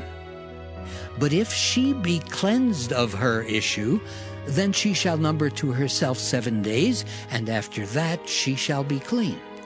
And on the 8th day she shall take unto her 2 turtles, or 2 young pigeons, and bring them unto the priest, to the door of the tabernacle of the congregation. And the priest shall offer the one for a sin offering, and the other for a burnt offering. And the priest shall make an atonement for her before the Lord, for the issue of her uncleanness. Thus shall ye separate the children of Israel from their uncleanness, that they die not in their uncleanness when they defile my tabernacle that is among them. This is the law of him that hath an issue, and of him whose seed goeth from him, and is defiled therewith, and of her that is sick of her flowers, and of him that hath an issue, of the man and of the woman, and of him that lieth with her that is unclean. Leviticus chapter 16. And the Lord spake unto Moses after the death of the 2 sons of Aaron, when they offered before the Lord, and died. And the Lord said unto Moses, Speak unto Aaron thy brother, that he come not at all times into the holy place, within the veil before the mercy seat which is upon the ark, that he die not. For I will appear in the cloud upon the mercy seat. Thus shall Aaron come into the holy place with a young bullock for a sin offering, and a ram for a burnt offering. He shall put on the holy linen coat, and he shall have the linen breeches upon his flesh, and shall be girded with a linen girdle, and with the linen mitre shall he be attired. These are holy garments. Therefore shall he wash his flesh in water, and so put them on. And he shall take of the congregation of the children of Israel 2 kids of the goats for a sin offering, and 1 ram for a burnt offering. And Aaron shall offer his bullock of the sin offering, which is for himself, and make an atonement for himself and for his house. And he shall take the 2 goats, and present them before the Lord at the door of the tabernacle of the congregation. And Aaron shall cast lots upon the 2 goats, 1 lot for the Lord, and the other lot for the scapegoat. And Aaron shall bring the goat upon which the Lord's lot fell, and offer him for a sin offering. But the goat on which the lot fell to be the scapegoat shall be presented alive before the Lord, to make an atonement with him, and to let him go for a scapegoat into the wilderness. And Aaron shall bring the bullock of the sin offering, which is for himself, and shall make an atonement for himself and for his house, and shall kill the bullock of the sin offering, which is for himself. And he shall take a censer full of burning coals of fire from off the altar before the Lord, and his hands full of sweet incense beaten small, and bring it within the veil. And he shall put the incense upon the fire before the Lord, that the cloud of the incense may cover the mercy seat that is upon the testimony, that he die not. And he shall take of the blood of the bullock, and sprinkle it with his finger upon the mercy seat eastward. And before the mercy seat shall he sprinkle of the blood with his finger 7 times. Then shall he kill the goat of the sin offering that is for the people, and bring his blood within the veil, and do with that blood as he did with the blood of the bullock, and sprinkle it upon the mercy seat, and before the mercy seat. And he shall make an atonement for the holy place, because of the uncleanness of the children of Israel, and because of their transgressions in all their sins. And so shall he do for the tabernacle of the congregation, that remaineth among them in the midst of their uncleanness. And there shall be no man in the tabernacle of the congregation when he goeth in to make an atonement in the holy place, until he come out. and have made an atonement for himself, and for his household, and for all the congregation of Israel. And he shall go out unto the altar that is before the Lord, and make an atonement for it, and shall take of the blood of the bullock and of the blood of the goat, and put it upon the horns of the altar round about.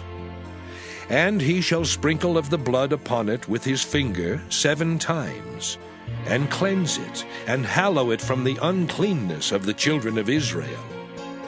And when he hath made an end of reconciling the holy place, and the tabernacle of the congregation, and the altar, he shall bring the live goat. And Aaron shall lay both his hands upon the head of the live goat, and confess over him all the iniquities of the children of Israel, and all their transgressions in all their sins, putting them upon the head of the goat, and shall send him away by the hand of a fit man into the wilderness. And the goat shall bear upon him all their iniquities unto a land not inhabited, and he shall let go the goat in the wilderness. And Aaron shall come into the tabernacle of the congregation, and shall put off the linen garments which he put on when he went into the holy place, and shall leave them there. And he shall wash his flesh with water in the holy place, and put on his garments, and come forth, and offer his burnt offering, and the burnt offering of the people, and make an atonement for himself and for the people. And the fat of the sin offering shall he burn upon the altar. And he that let go the goat for the scapegoat shall wash his clothes, and bathe his flesh in water, and afterward come into the camp. And the bullock for the sin offering, and the goat for the sin offering, whose blood was brought in to make atonement in the holy place, shall one carry forth without the camp, and they shall burn in the fire their skins, and their flesh, and their dung. And he that burneth them shall wash his clothes, and bathe his flesh in water, and afterward he shall come into the camp. And this shall be a statute forever unto you, that in the 7th month, on the 10th day of the month, ye shall afflict your souls, and do no work at all, whether it be one of your own country, or a stranger that sojourneth among you. For on that day shall the priest make an atonement for you, to cleanse you, that ye may be clean from all your sins before the Lord. It shall be a Sabbath of rest unto you, and ye shall afflict your souls by a statute forever. And the priest whom he shall anoint, and whom he shall consecrate to minister in the priest's office in his father's stead, shall make the atonement, and shall put on the linen clothes, even the holy garments. And he shall make an atonement for the holy sanctuary, and he shall make an atonement for the tabernacle of the congregation, and for the altar, and he shall make an atonement for the priests, and for all the people of the congregation.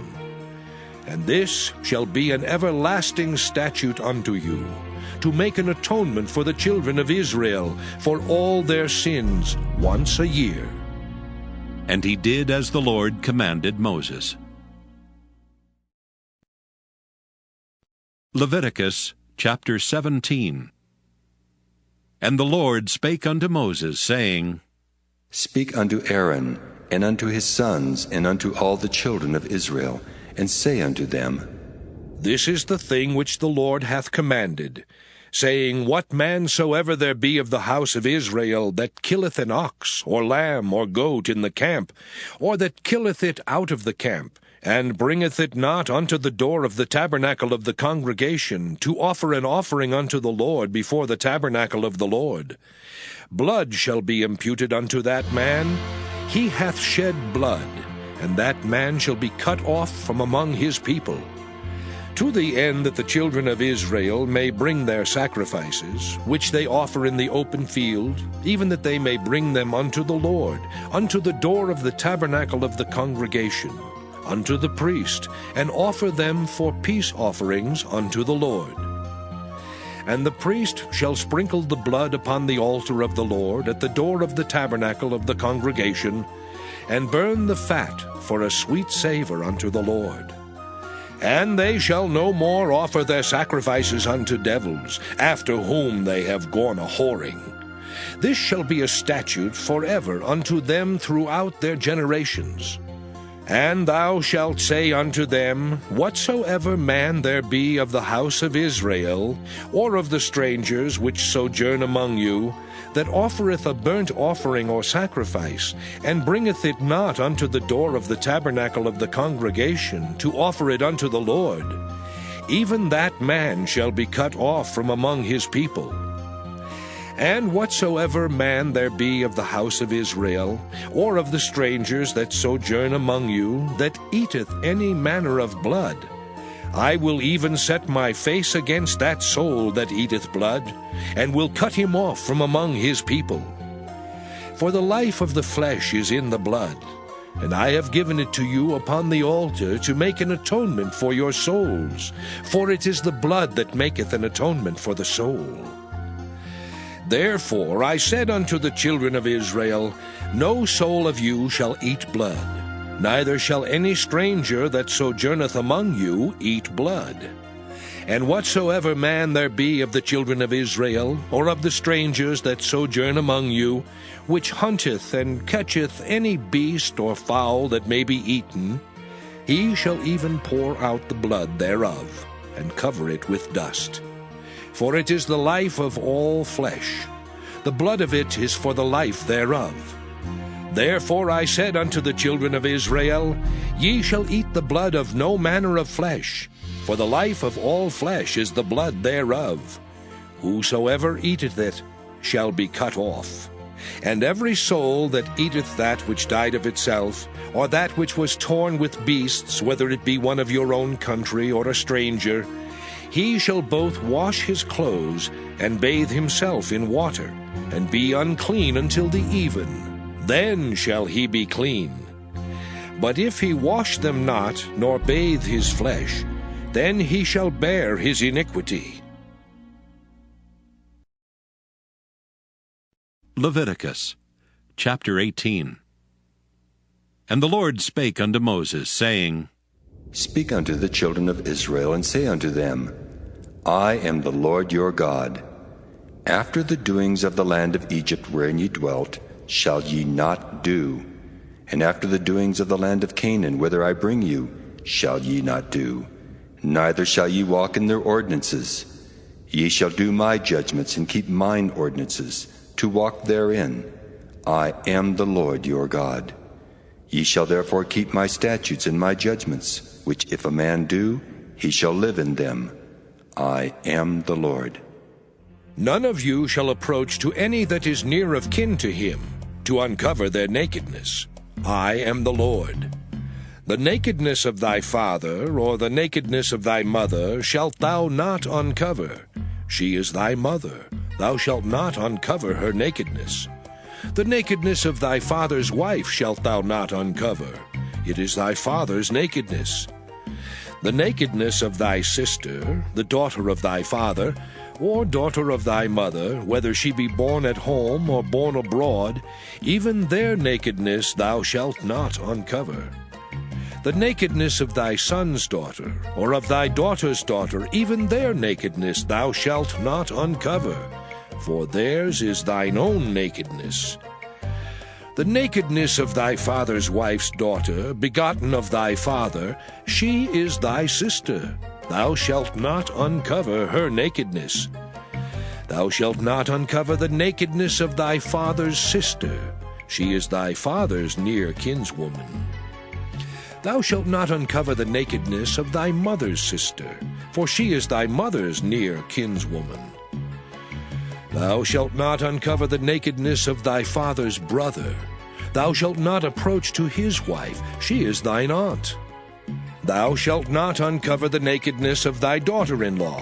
She is thy son's wife. Thou shalt not uncover her nakedness. Thou shalt not uncover the nakedness of thy brother's wife. It is thy brother's nakedness. Thou shalt not uncover the nakedness of a woman and her daughter.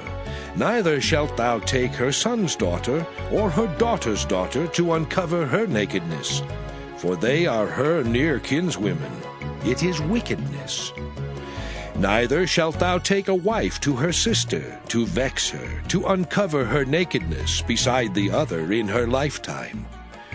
Also thou shalt not approach unto a woman to uncover her nakedness, as long as she is put apart for her uncleanness. Moreover, thou shalt not lie carnally with thy neighbor's wife, to defile thyself with her. And thou shalt not let any of thy seed pass through the fire to Moloch, neither shalt thou profane the name of thy God. I am the Lord. Thou shalt not lie with mankind as with womankind. It is abomination. Neither shalt thou lie with any beast to defile thyself therewith. Neither shall any woman stand before a beast to lie down thereto. It is confusion. Defile not ye yourselves in any of these things. For in all these the nations are defiled, which I cast out before you. And the land is defiled. Therefore I do visit the iniquity thereof upon it, and the land itself vomiteth out her inhabitants. Ye shall therefore keep my statutes and my judgments, and shall not commit any of these abominations, neither any of your own nation, nor any stranger that sojourneth among you. For all these abominations have the men of the land done which were before you, and the land is defiled. That the land spew not you out also when ye defile it, as it spewed out the nations that were before you. For whosoever shall commit any of these abominations, even the souls that commit them shall be cut off from among their people. Therefore shall ye keep mine ordinance, that ye commit not any one of these abominable customs which were committed before you, and that ye defile not yourselves therein. I am the Lord your God. Leviticus chapter 19. And the Lord spake unto Moses, saying, Speak unto all the congregation of the children of Israel, and say unto them, Ye shall be holy, for I, the Lord your God, am holy. Ye shall fear every man his mother and his father, and keep my Sabbaths. I am the Lord your God. Turn ye not unto idols, nor make to yourselves molten gods. I am the Lord your God. And if ye offer a sacrifice of peace offerings unto the Lord, ye shall offer it at your own will. It shall be eaten the same day ye offer it, and on the morrow. And if aught remain until the third day, it shall be burnt in the fire. And if it be eaten at all on the third day, it is abominable. It shall not be accepted. Therefore every one that eateth it shall bear his iniquity, because he hath profaned the hallowed thing of the Lord, and that soul shall be cut off from among his people. And when ye reap the harvest of your land, thou shalt not wholly reap the corners of thy field, neither shalt thou gather the gleanings of thy harvest. And thou shalt not glean thy vineyard, neither shalt thou gather every grape of thy vineyard. Thou shalt leave them for the poor and stranger. I am the Lord your God. Ye shall not steal, neither deal falsely, neither lie one to another. And ye shall not swear by my name falsely, neither shalt thou profane the name of thy God. I am the Lord. Thou shalt not defraud thy neighbor, neither rob him. The wages of him that is hired shall not abide with thee all night until the morning. Thou shalt not curse the deaf, nor put a stumbling block before the blind, but shalt fear thy God. I am the Lord. Ye shall do no unrighteousness in judgment. Thou shalt not respect the person of the poor, nor honor the person of the mighty, but in righteousness shalt thou judge thy neighbor. Thou shalt not go up and down as a talebearer among thy people, neither shalt thou stand against the blood of thy neighbor. I am the Lord. Thou shalt not hate thy brother in thine heart. Thou shalt in any wise rebuke thy neighbor, and not suffer sin upon him. Thou shalt not avenge nor bear any grudge against the children of thy people, but thou shalt love thy neighbor as thyself.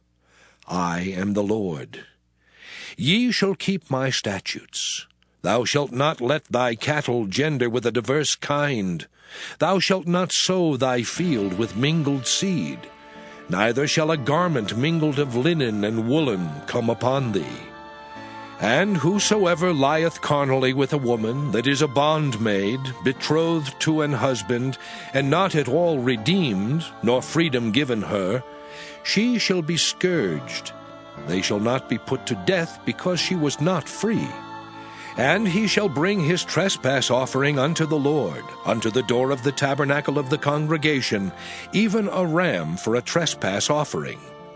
And the priest shall make an atonement for him with the ram of the trespass offering before the Lord, for his sin which he hath done. And the sin which he hath done shall be forgiven him. And when ye shall come into the land, and shall have planted all manner of trees for food, then ye shall count the fruit thereof as uncircumcised. 3 years shall it be as uncircumcised unto you, it shall not be eaten of. But in the 4th year all the fruit thereof shall be holy, to praise the Lord withal. And in the 5th year shall ye eat of the fruit thereof, that it may yield unto you the increase thereof. I am the Lord your God.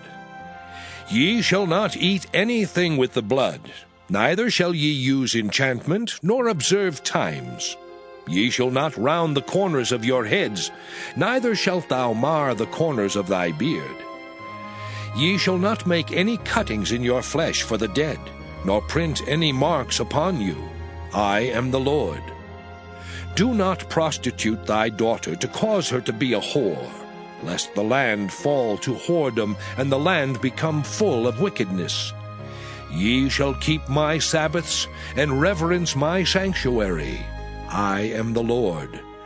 Regard not them that have familiar spirits, neither seek after wizards, to be defiled by them. I am the Lord your God. Thou shalt rise up before the hoary head, and honor the face of the old man, and fear thy God. I am the Lord. And if a stranger sojourn with thee in your land, ye shall not vex him. But the stranger that dwelleth with you shall be unto you as one born among you, and thou shalt love him as thyself. For ye were strangers in the land of Egypt. I am the Lord your God. Ye shall do no unrighteousness in judgment, in meteyard, in weight, or in measure. Just balances, just weights, a just ephah, and a just hin shall ye have. I am the Lord your God, which brought you out of the land of Egypt. Therefore shall ye observe all my statutes and all my judgments, and do them. I am the Lord. Leviticus chapter 20. And the Lord spake unto Moses, saying, Again thou shalt say to the children of Israel, Whosoever he be of the children of Israel, or of the strangers that sojourn in Israel, that giveth any of his seed unto Moloch, he shall surely be put to death. The people of the land shall stone him with stones. And I will set my face against that man, and will cut him off from among his people, because he hath given of his seed unto Moloch, to defile my sanctuary, and to profane my holy name. And if the people of the land do any ways hide their eyes from the man, when he giveth of his seed unto Moloch, and kill him not, then I will set my face against that man, and against his family, and will cut him off, and all that go a-whoring after him, to commit whoredom with Moloch, from among their people. And the soul that turneth after such as have familiar spirits, and after wizards, to go a-whoring after them, I will even set my face against that soul, and will cut him off from among his people. Sanctify yourselves therefore, and be ye holy, for I am the Lord your God. And ye shall keep my statutes and do them. I am the Lord which sanctify you. For every one that curseth his father or his mother shall be surely put to death. He hath cursed his father or his mother, his blood shall be upon him. And the man that committeth adultery with another man's wife, even he that committeth adultery with his neighbor's wife, the adulterer and the adulteress shall surely be put to death. And the man that lieth with his father's wife hath uncovered his father's nakedness. Both of them shall surely be put to death. Their blood shall be upon them. And if a man lie with his daughter-in-law, both of them shall surely be put to death. They have wrought confusion. Their blood shall be upon them. If a man also lie with mankind as he lieth with a woman, both of them have committed an abomination. They shall surely be put to death. Their blood shall be upon them. And if a man take a wife and her mother, it is wickedness. They shall be burnt with fire, both he and they, that there be no wickedness among you. And if a man lie with a beast, he shall surely be put to death, and ye shall slay the beast. And if a woman approach unto any beast, and lie down thereto, thou shalt kill the woman and the beast. They shall surely be put to death. Their blood shall be upon them. And if a man shall take his sister, his father's daughter, or his mother's daughter, and see her nakedness, and she see his nakedness, it is a wicked thing, and they shall be cut off in the sight of their people. He hath uncovered his sister's nakedness, he shall bear his iniquity. And if a man shall lie with a woman having her sickness, and shall uncover her nakedness, he hath discovered her fountain, and she hath uncovered the fountain of her blood, and both of them shall be cut off from among their people. And thou shalt not uncover the nakedness of thy mother's sister, nor of thy father's sister, for he uncovereth his near kin. They shall bear their iniquity. And if a man shall lie with his uncle's wife, he hath uncovered his uncle's nakedness. They shall bear their sin, they shall die childless. And if a man shall take his brother's wife, it is an unclean thing. He hath uncovered his brother's nakedness. They shall be childless. Ye shall therefore keep all my statutes and all my judgments, and do them, that the land whither I bring you to dwell therein spew you not out. And ye shall not walk in the manners of the nation which I cast out before you. For they committed all these things, and therefore I abhorred them. But I have said unto you, ye shall inherit their land, and I will give it unto you to possess it, a land that floweth with milk and honey. I am the Lord your God, which have separated you from other people. Ye shall therefore put difference between clean beasts and unclean, and between unclean fowls and clean. And ye shall not make your souls abominable by beast, or by fowl, or by any manner of living thing that creepeth on the ground, which I have separated from you as unclean. And ye shall be holy unto me, for I the Lord am holy, and have severed you from other people, that ye should be mine. A man also, or woman that hath a familiar spirit, or that is a wizard, shall surely be put to death. They shall stone them with stones. Their blood shall be upon them. Leviticus chapter 21. And the Lord said unto Moses, Speak unto the priests the sons of Aaron, and say unto them, There shall none be defiled for the dead among his people. But for his kin that is near unto him, that is, for his mother, and for his father, and for his son, and for his daughter, and for his brother, and for his sister a virgin that is nigh unto him, which hath had no husband, for her may he be defiled. But he shall not defile himself, being a chief man among his people, to profane himself.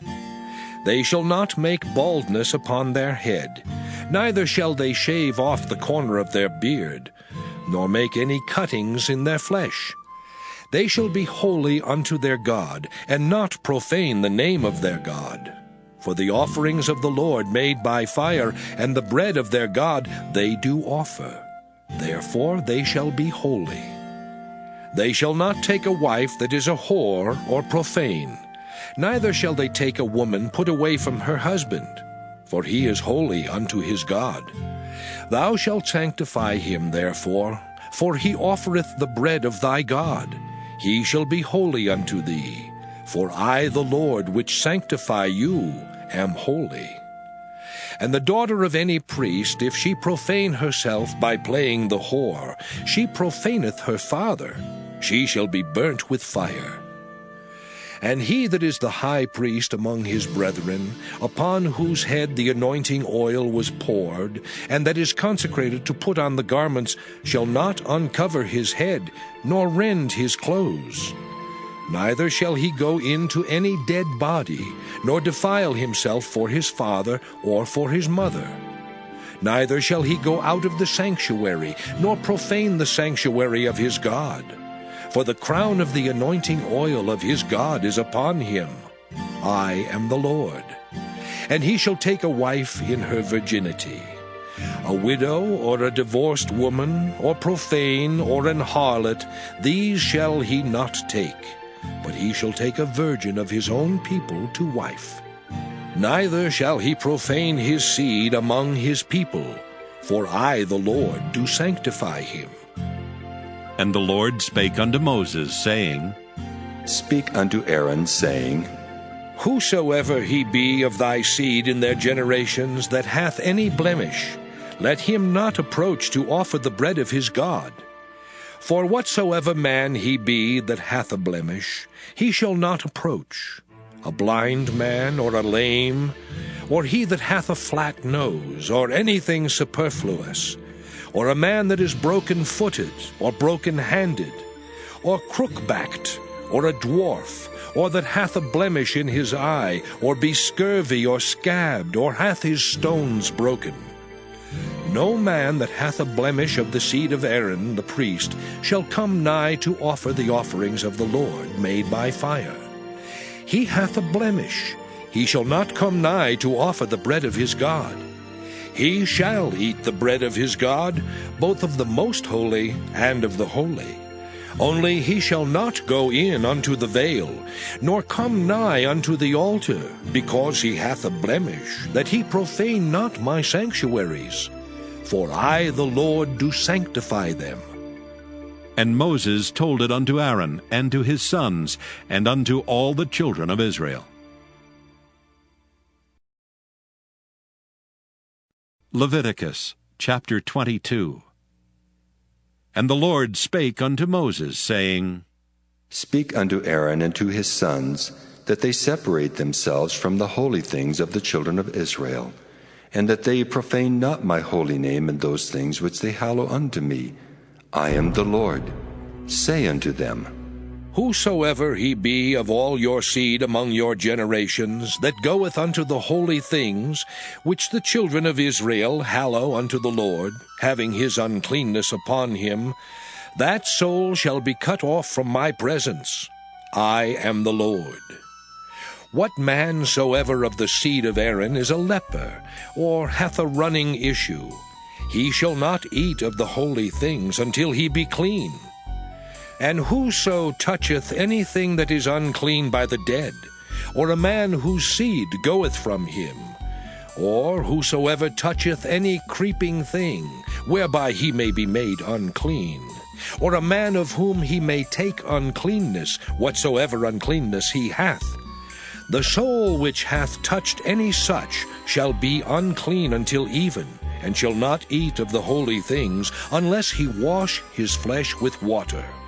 And when the sun is down, he shall be clean, and shall afterward eat of the holy things, because it is his food. That which dieth of itself, or is torn with beasts, he shall not eat to defile himself therewith. I am the Lord.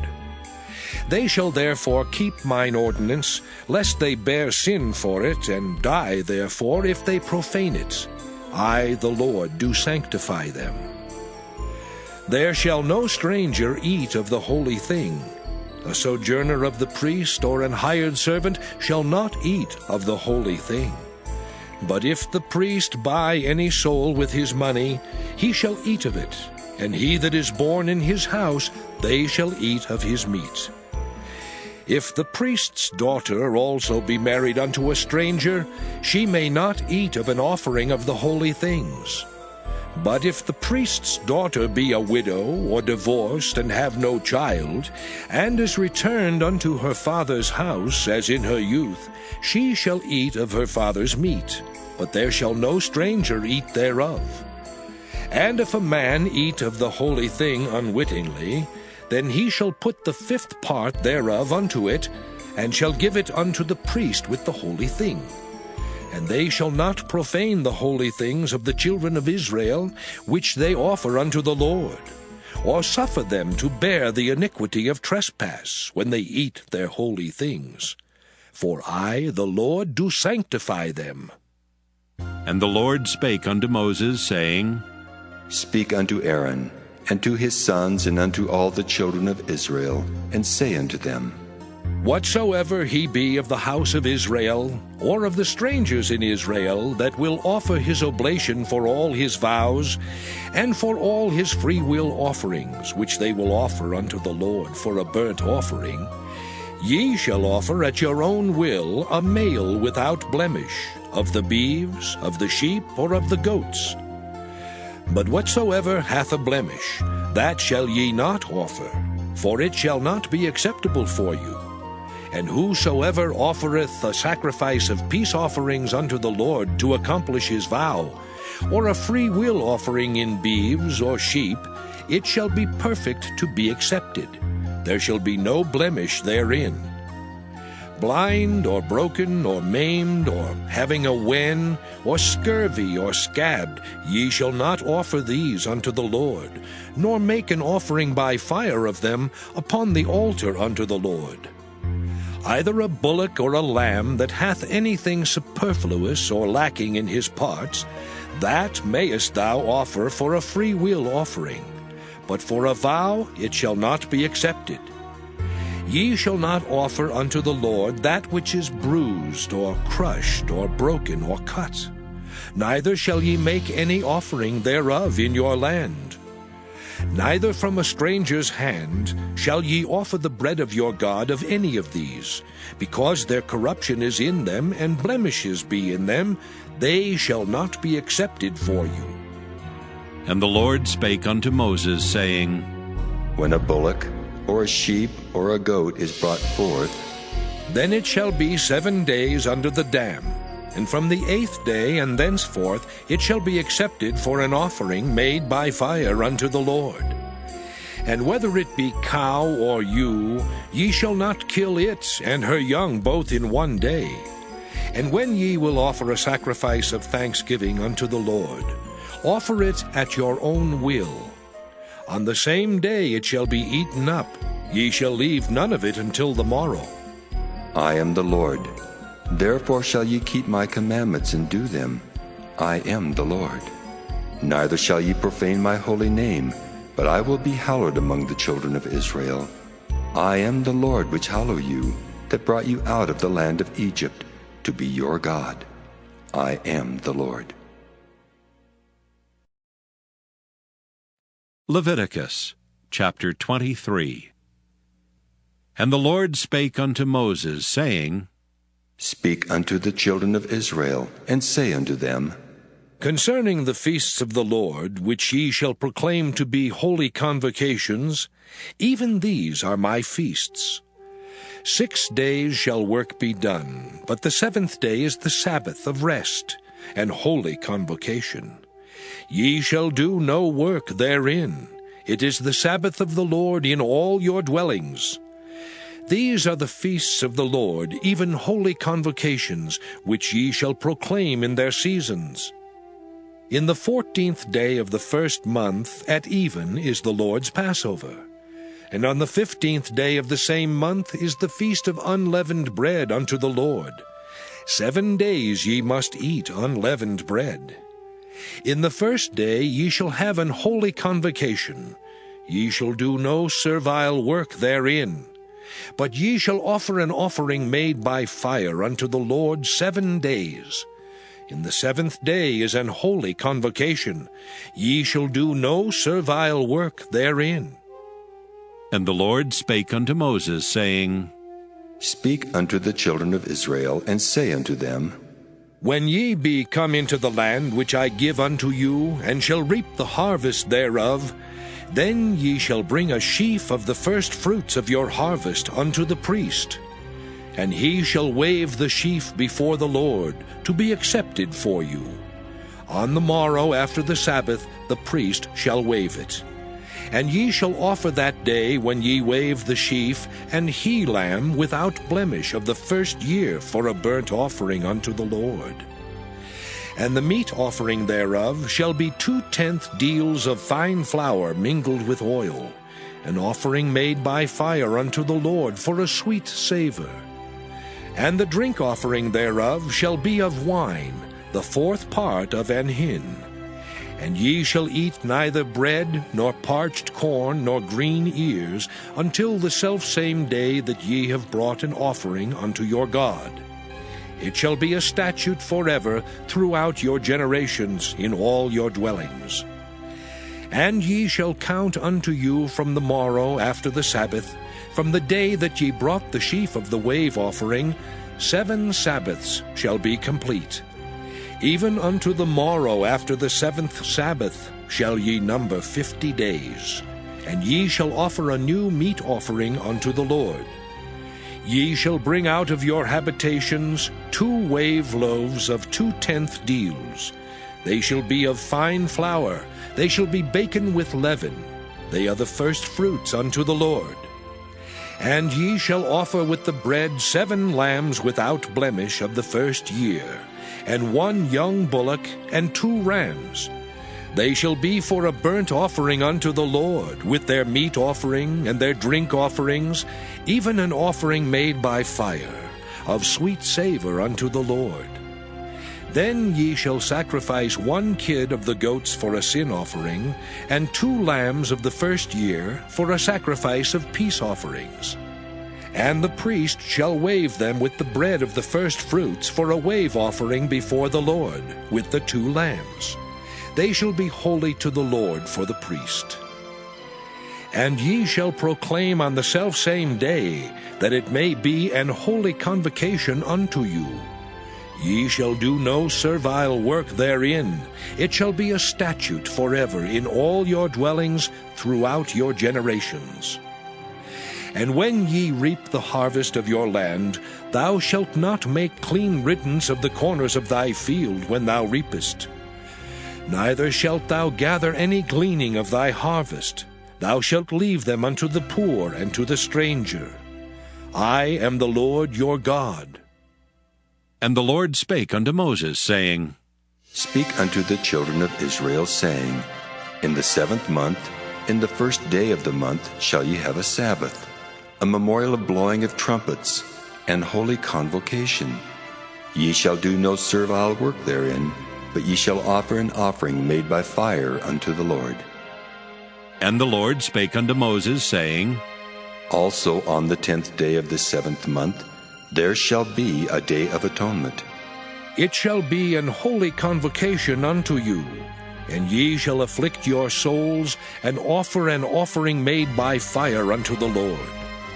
And ye shall do no work in that same day, for it is a day of atonement, to make an atonement for you before the Lord your God. For whatsoever soul it be that shall not be afflicted in that same day, he shall be cut off from among his people. And whatsoever soul it be that doeth any work in that same day, the same soul will I destroy from among his people. Ye shall do no manner of work. It shall be a statute forever throughout your generations in all your dwellings. It shall be unto you a Sabbath of rest, and ye shall afflict your souls. In the 9th day of the month at even, from even unto even, shall ye celebrate your Sabbath.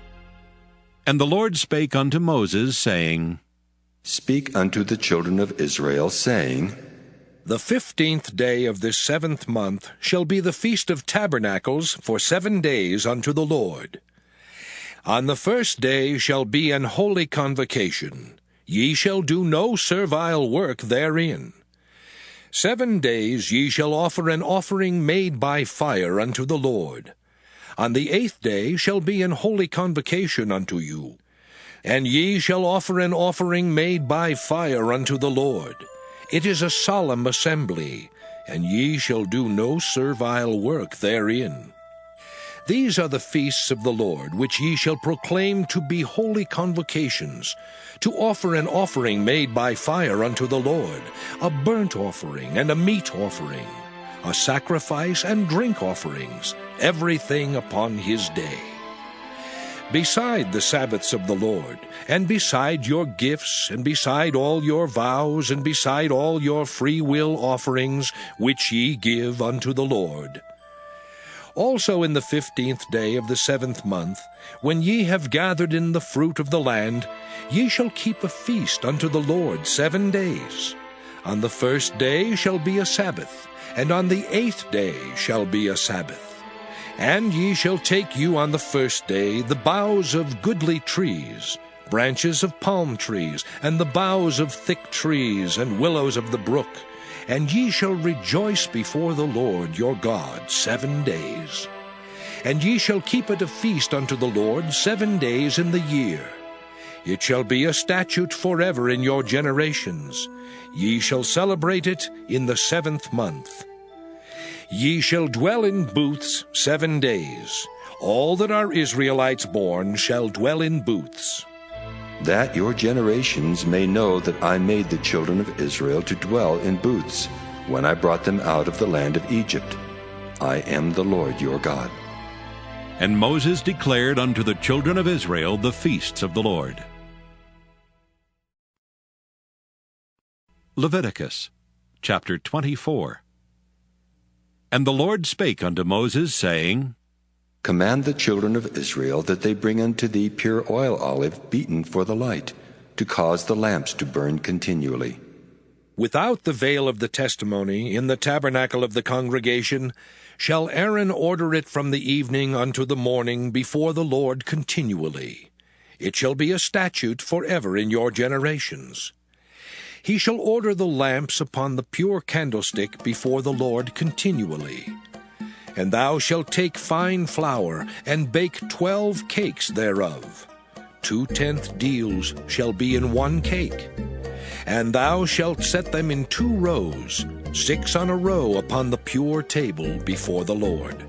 And thou shalt put pure frankincense upon each row, that it may be on the bread for a memorial, even an offering made by fire unto the Lord. Every Sabbath he shall set it in order before the Lord continually, being taken from the children of Israel by an everlasting covenant. And it shall be Aaron's and his sons, and they shall eat it in the holy place. For it is most holy unto him of the offerings of the Lord, made by fire by a perpetual statute. And the son of an Israelitish woman, whose father was an Egyptian, went out among the children of Israel. And this son of the Israelitish woman and a man of Israel strove together in the camp. And the Israelitish woman's son blasphemed the name of the Lord, and cursed. And they brought him unto Moses, and his mother's name was Shelomith, the daughter of Dibri, of the tribe of Dan. And they put him in ward, that the mind of the Lord might be showed them. And the Lord spake unto Moses, saying, Bring forth him that hath cursed without the camp, and let all that heard him lay their hands upon his head, and let all the congregation stone him. And thou shalt speak unto the children of Israel, saying, Whosoever curseth his God shall bear his sin. And he that blasphemeth the name of the Lord, he shall surely be put to death, and all the congregation shall certainly stone him. As well the stranger as he that is born in the land, when he blasphemeth the name of the Lord, shall be put to death. And he that killeth any man shall surely be put to death. And he that killeth the beast shall make it good, beast for beast. And if a man cause a blemish in his neighbor, as he hath done, so shall it be done to him. Breach for breach, eye for eye, tooth for tooth. As he hath caused a blemish in a man, so shall it be done to him again. And he that killeth a beast, he shall restore it. And he that killeth a man, he shall be put to death. Ye shall have one manner of law, as well for the stranger, as for one of your own country. For I am the Lord your God. And Moses spake to the children of Israel, that they should bring forth him that had cursed out of the camp, and stone him with stones. And the children of Israel did as the Lord commanded Moses. Leviticus chapter 25. And the Lord spake unto Moses in Mount Sinai, saying, Speak unto the children of Israel, and say unto them, When ye come into the land which I give you, then shall the land keep a Sabbath unto the Lord. 6 years thou shalt sow thy field, and 6 years thou shalt prune thy vineyard, and gather in the fruit thereof. But in the 7th year shall be a Sabbath of rest unto the land, a Sabbath for the Lord. Thou shalt neither sow thy field, nor prune thy vineyard. That which groweth of its own accord of thy harvest thou shalt not reap, neither gather the grapes of thy vine undressed, for it is a year of rest unto the land. And the Sabbath of the land shall be meat for you, for thee, and for thy servant, and for thy maid, and for thy hired servant, and for thy stranger that sojourneth with thee. And for thy cattle, and for the beasts that are in thy land, shall all the increase thereof be meat. And thou shalt number 7 Sabbaths of years unto thee, 7 times 7 years. And the space of the 7 Sabbaths of years shall be unto thee 49 years. Then shalt thou cause the trumpet of the Jubilee to sound on the 10th day of the 7th month. In the day of atonement shall ye make the trumpet sound throughout all your land. And ye shall hallow the 50th year, and proclaim liberty throughout all the land unto all the inhabitants thereof. It shall be a jubilee unto you. And ye shall return every man unto his possession, and ye shall return every man unto his family. A jubilee shall that 50th year be unto you. Ye shall not sow, neither reap that which groweth of itself in it, nor gather the grapes in it of thy vine undressed. For it is the Jubilee, it shall be holy unto you. Ye shall eat the increase thereof out of the field. In the year of this Jubilee ye shall return every man unto his possession. And if thou sell aught unto thy neighbor, or buyest aught of thy neighbor's hand, ye shall not oppress one another. According to the number of years after the Jubilee, thou shalt buy of thy neighbor, and according unto the number of years of the fruits he shall sell unto thee. According to the multitude of years thou shalt increase the price thereof, and according to the fewness of years thou shalt diminish the price of it. For according to the number of the years of the fruits doth he sell unto thee. Ye shall not therefore oppress one another, but thou shalt fear thy God. For I am the Lord your God. Wherefore ye shall do my statutes, and keep my judgments, and do them, and ye shall dwell in the land in safety. And the land shall yield her fruit, and ye shall eat your fill, and dwell therein in safety. And if ye shall say, What shall we eat the 7th year? Behold, we shall not sow, nor gather in our increase. Then I will command my blessing upon you in the 6th year, and it shall bring forth fruit for 3 years. And ye shall sow the 8th year, and eat yet of old fruit until the 9th year. Until her fruits come in, ye shall eat of the old store. The land shall not be sold forever, for the land is mine. For ye are strangers and sojourners with me. And in all the land of your possession ye shall grant a redemption for the land. If thy brother be waxen poor, and hath sold away some of his possession, and if any of his kin come to redeem it, then shall he redeem that which his brother sold. And if the man have none to redeem it, and himself be able to redeem it, then let him count the years of the sale thereof, and restore the overplus unto the man to whom he sold it, that he may return unto his possession. But if he be not able to restore it to him, then that which is sold shall remain in the hand of him that hath bought it until the year of Jubilee. And in the Jubilee it shall go out, and he shall return unto his possession. And if a man sell a dwelling house in a walled city, then he may redeem it within a whole year after it is sold. Within a full year may he redeem it. And if it be not redeemed within the space of a full year, then the house that is in the walled city shall be established forever to him that bought it throughout his generations. It shall not go out in the Jubilee. But the houses of the villages which have no wall round about them shall be counted as the fields of the country. They may be redeemed, and they shall go out in the Jubilee. Notwithstanding the cities of the Levites, and the houses of the cities of their possession, may the Levites redeem at any time. And if a man purchase of the Levites, then the house that was sold, and the city of his possession, shall go out in the year of Jubilee. For the houses of the cities of the Levites are their possession among the children of Israel. But the field of the suburbs of their cities may not be sold, for it is their perpetual possession. And if thy brother be waxen poor, and fallen in decay with thee, then thou shalt relieve him, yea, though he be a stranger or a sojourner, that he may live with thee.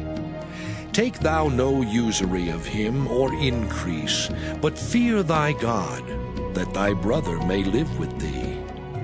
Thou shalt not give him thy money upon usury, nor lend him thy victuals for increase. I am the Lord your God, which brought you forth out of the land of Egypt, to give you the land of Canaan, and to be your God. And if thy brother that dwelleth by thee be waxen poor, and be sold unto thee, thou shalt not compel him to serve as a bondservant, but as an hired servant, and as a sojourner. He shall be with thee, and shall serve thee unto the year of Jubilee. And then shall he depart from thee, both he and his children with him, and shall return unto his own family, and unto the possession of his fathers shall he return. For they are my servants which I brought forth out of the land of Egypt. They shall not be sold as bondmen. Thou shalt not rule over him with rigor, but shalt fear thy God. Both thy bondmen and thy bondmaids which thou shalt have shall be of the heathen that are round about you. Of them shall ye buy bondmen and bondmaids. Moreover, of the children of the strangers that do sojourn among you, of them shall ye buy, and of their families that are with you, which they begat in your land, and they shall be your possession. And ye shall take them as an inheritance for your children after you, to inherit them for a possession. They shall be your bondmen forever. But over your brethren, the children of Israel, ye shall not rule one over another with rigor. And if a sojourner or stranger wax rich by thee, and thy brother that dwelleth by him wax poor, and sell himself unto the stranger or sojourner by thee, or to the stock of the stranger's family, after that he is sold, he may be redeemed again. One of his brethren may redeem him. Either his uncle or his uncle's son may redeem him, or any that is nigh of kin unto him of his family may redeem him, or if he be able, he may redeem himself. And he shall reckon with him that bought him from the year that he was sold to him unto the year of Jubilee. And the price of his sale shall be according unto the number of years. According to the time of an hired servant shall it be with him. If there be yet many years behind, according unto them he shall give again the price of his redemption, out of the money that he was bought for. And if there remain but few years unto the year of Jubilee, then he shall count with him, and according unto his years shall he give him again the price of his redemption. And as a yearly hired servant shall he be with him, and the other shall not rule with rigor over him in thy sight. And if he be not redeemed in these years, then he shall go out in the year of Jubilee, both he and his children with him. For unto me the children of Israel are servants. They are my servants whom I brought forth out of the land of Egypt. I am the Lord your God. Leviticus chapter 26. Ye shall make you no idols nor graven image, neither rear you up a standing image, neither shall you set up any image of stone in your land to bow down unto it. For I am the Lord your God. Ye shall keep my Sabbaths, and reverence my sanctuary. I am the Lord. If ye walk in my statutes, and keep my commandments, and do them, then I will give you rain in due season, and the land shall yield her increase, and the trees of the field shall yield their fruit. And your threshing shall reach unto the vintage, and the vintage shall reach unto the sowing time, and ye shall eat your bread to the full, and dwell in your land safely. And I will give peace in the land, and ye shall lie down, and none shall make you afraid. And I will rid evil beasts out of the land, neither shall the sword go through your land. And ye shall chase your enemies, and they shall fall before you by the sword. And 5 of you shall chase 100, and 100 of you shall put 10,000 to flight, and your enemies shall fall before you by the sword. For I will have respect unto you, and make you fruitful, and multiply you, and establish my covenant with you. And ye shall eat old store, and bring forth the old because of the new. And I will set my tabernacle among you, and my soul shall not abhor you. And I will walk among you, and will be your God, and ye shall be my people.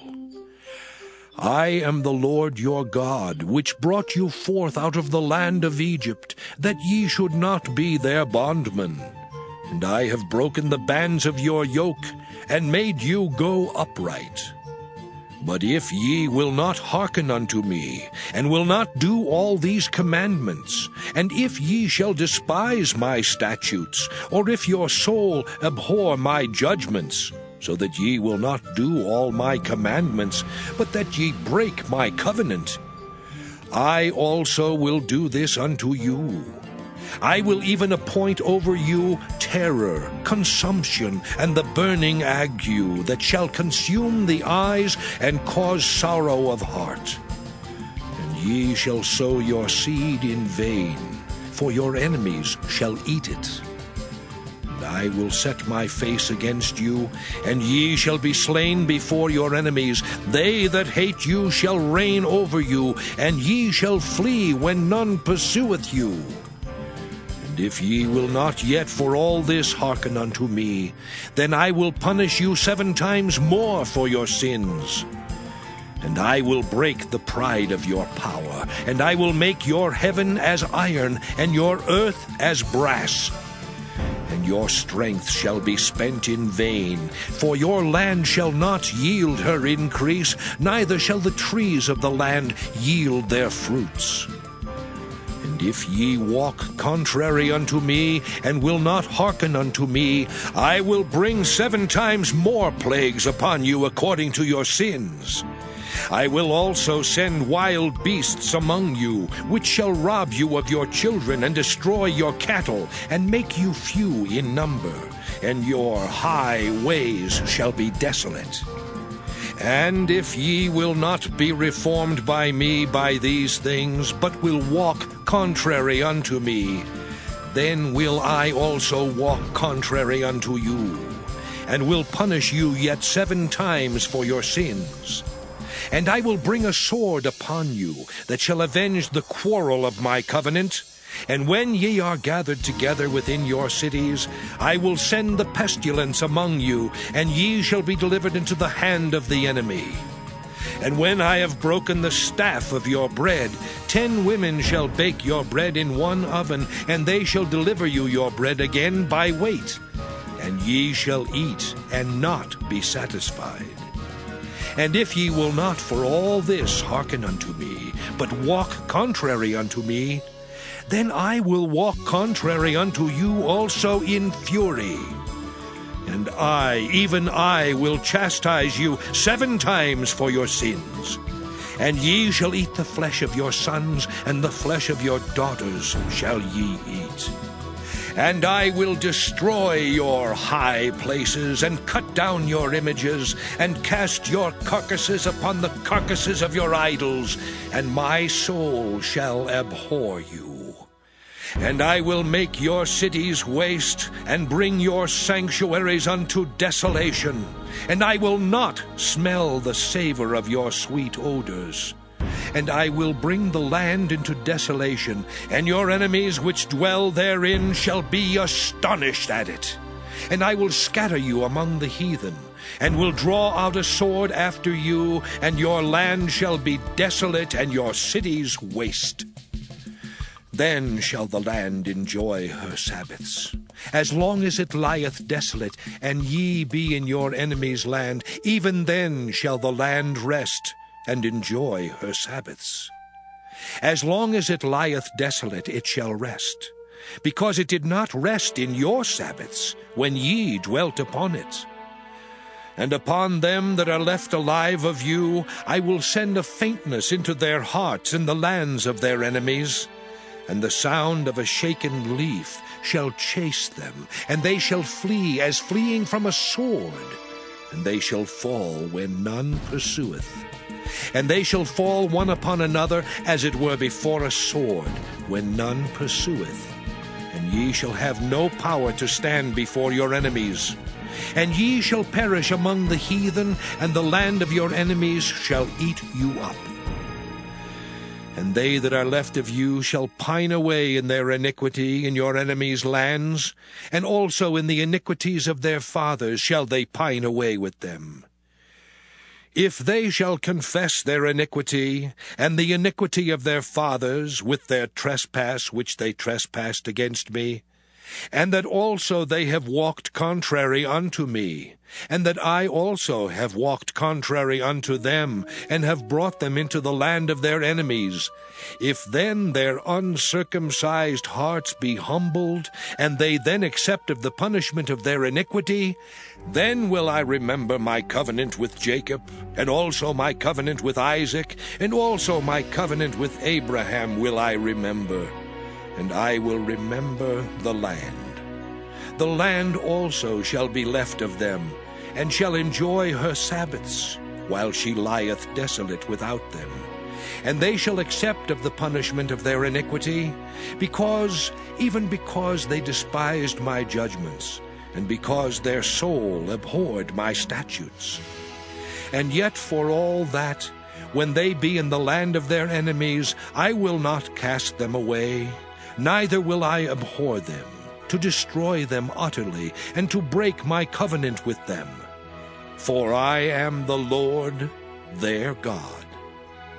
But I will for their sakes remember the covenant of their ancestors, whom I brought forth out of the land of Egypt in the sight of the heathen, that I might be their God. I am the Lord. These are the statutes and judgments and laws which the Lord made between him and the children of Israel in Mount Sinai by the hand of Moses. Leviticus chapter 27.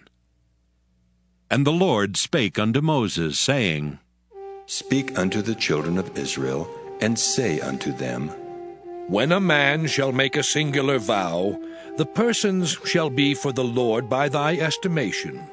And thy estimation shall be of the male from 20 years old even unto 60 years old. even thy estimation shall be 50 shekels of silver, after the shekel of the sanctuary. And if it be a female, then thy estimation shall be 30 shekels.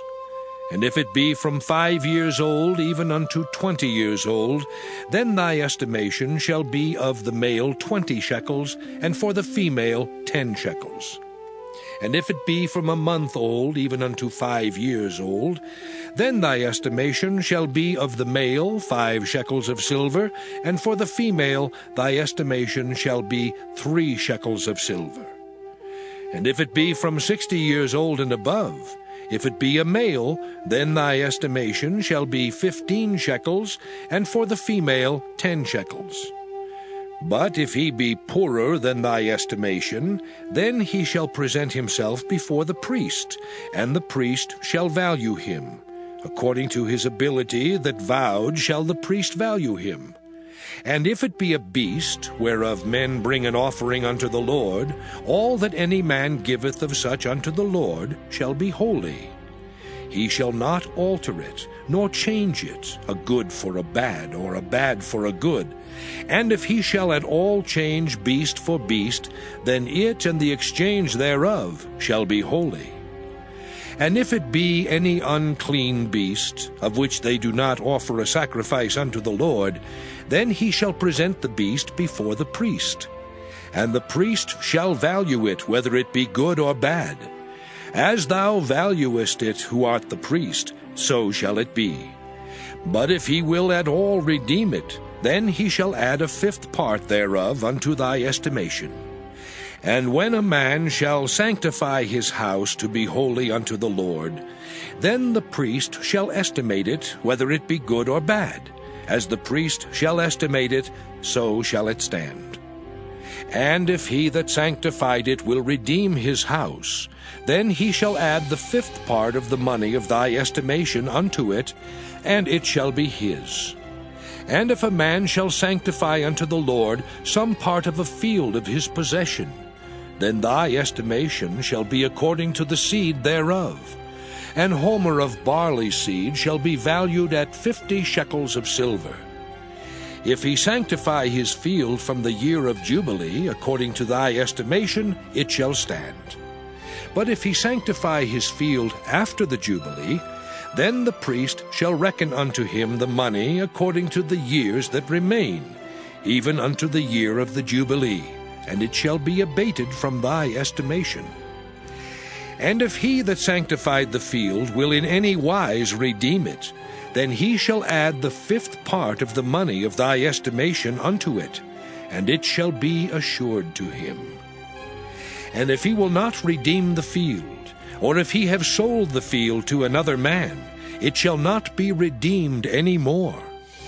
But the field, when it goeth out in the Jubilee, shall be holy unto the Lord, as a field devoted. The possession thereof shall be the priest's. And if a man sanctify unto the Lord a field which he hath bought, which is not of the fields of his possession, then the priest shall reckon unto him the worth of thy estimation, even unto the year of the Jubilee. And he shall give thine estimation in that day as a holy thing unto the Lord.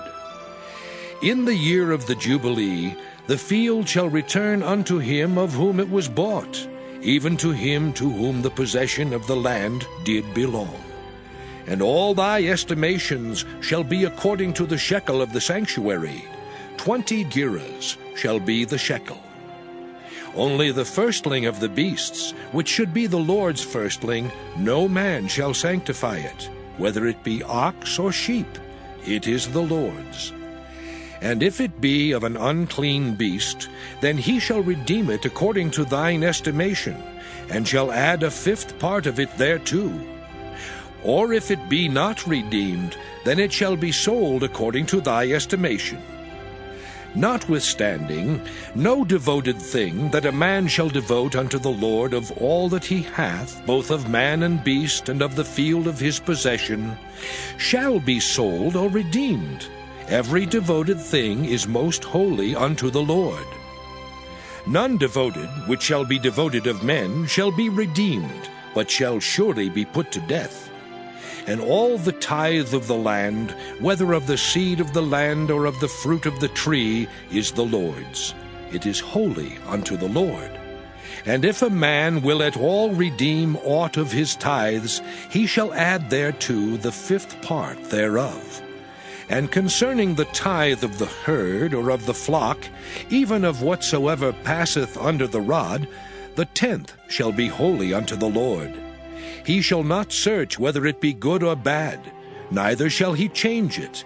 And if he change it at all, then both it and the change thereof shall be holy. It shall not be redeemed. These are the commandments which the Lord commanded Moses for the children of Israel in Mount Sinai.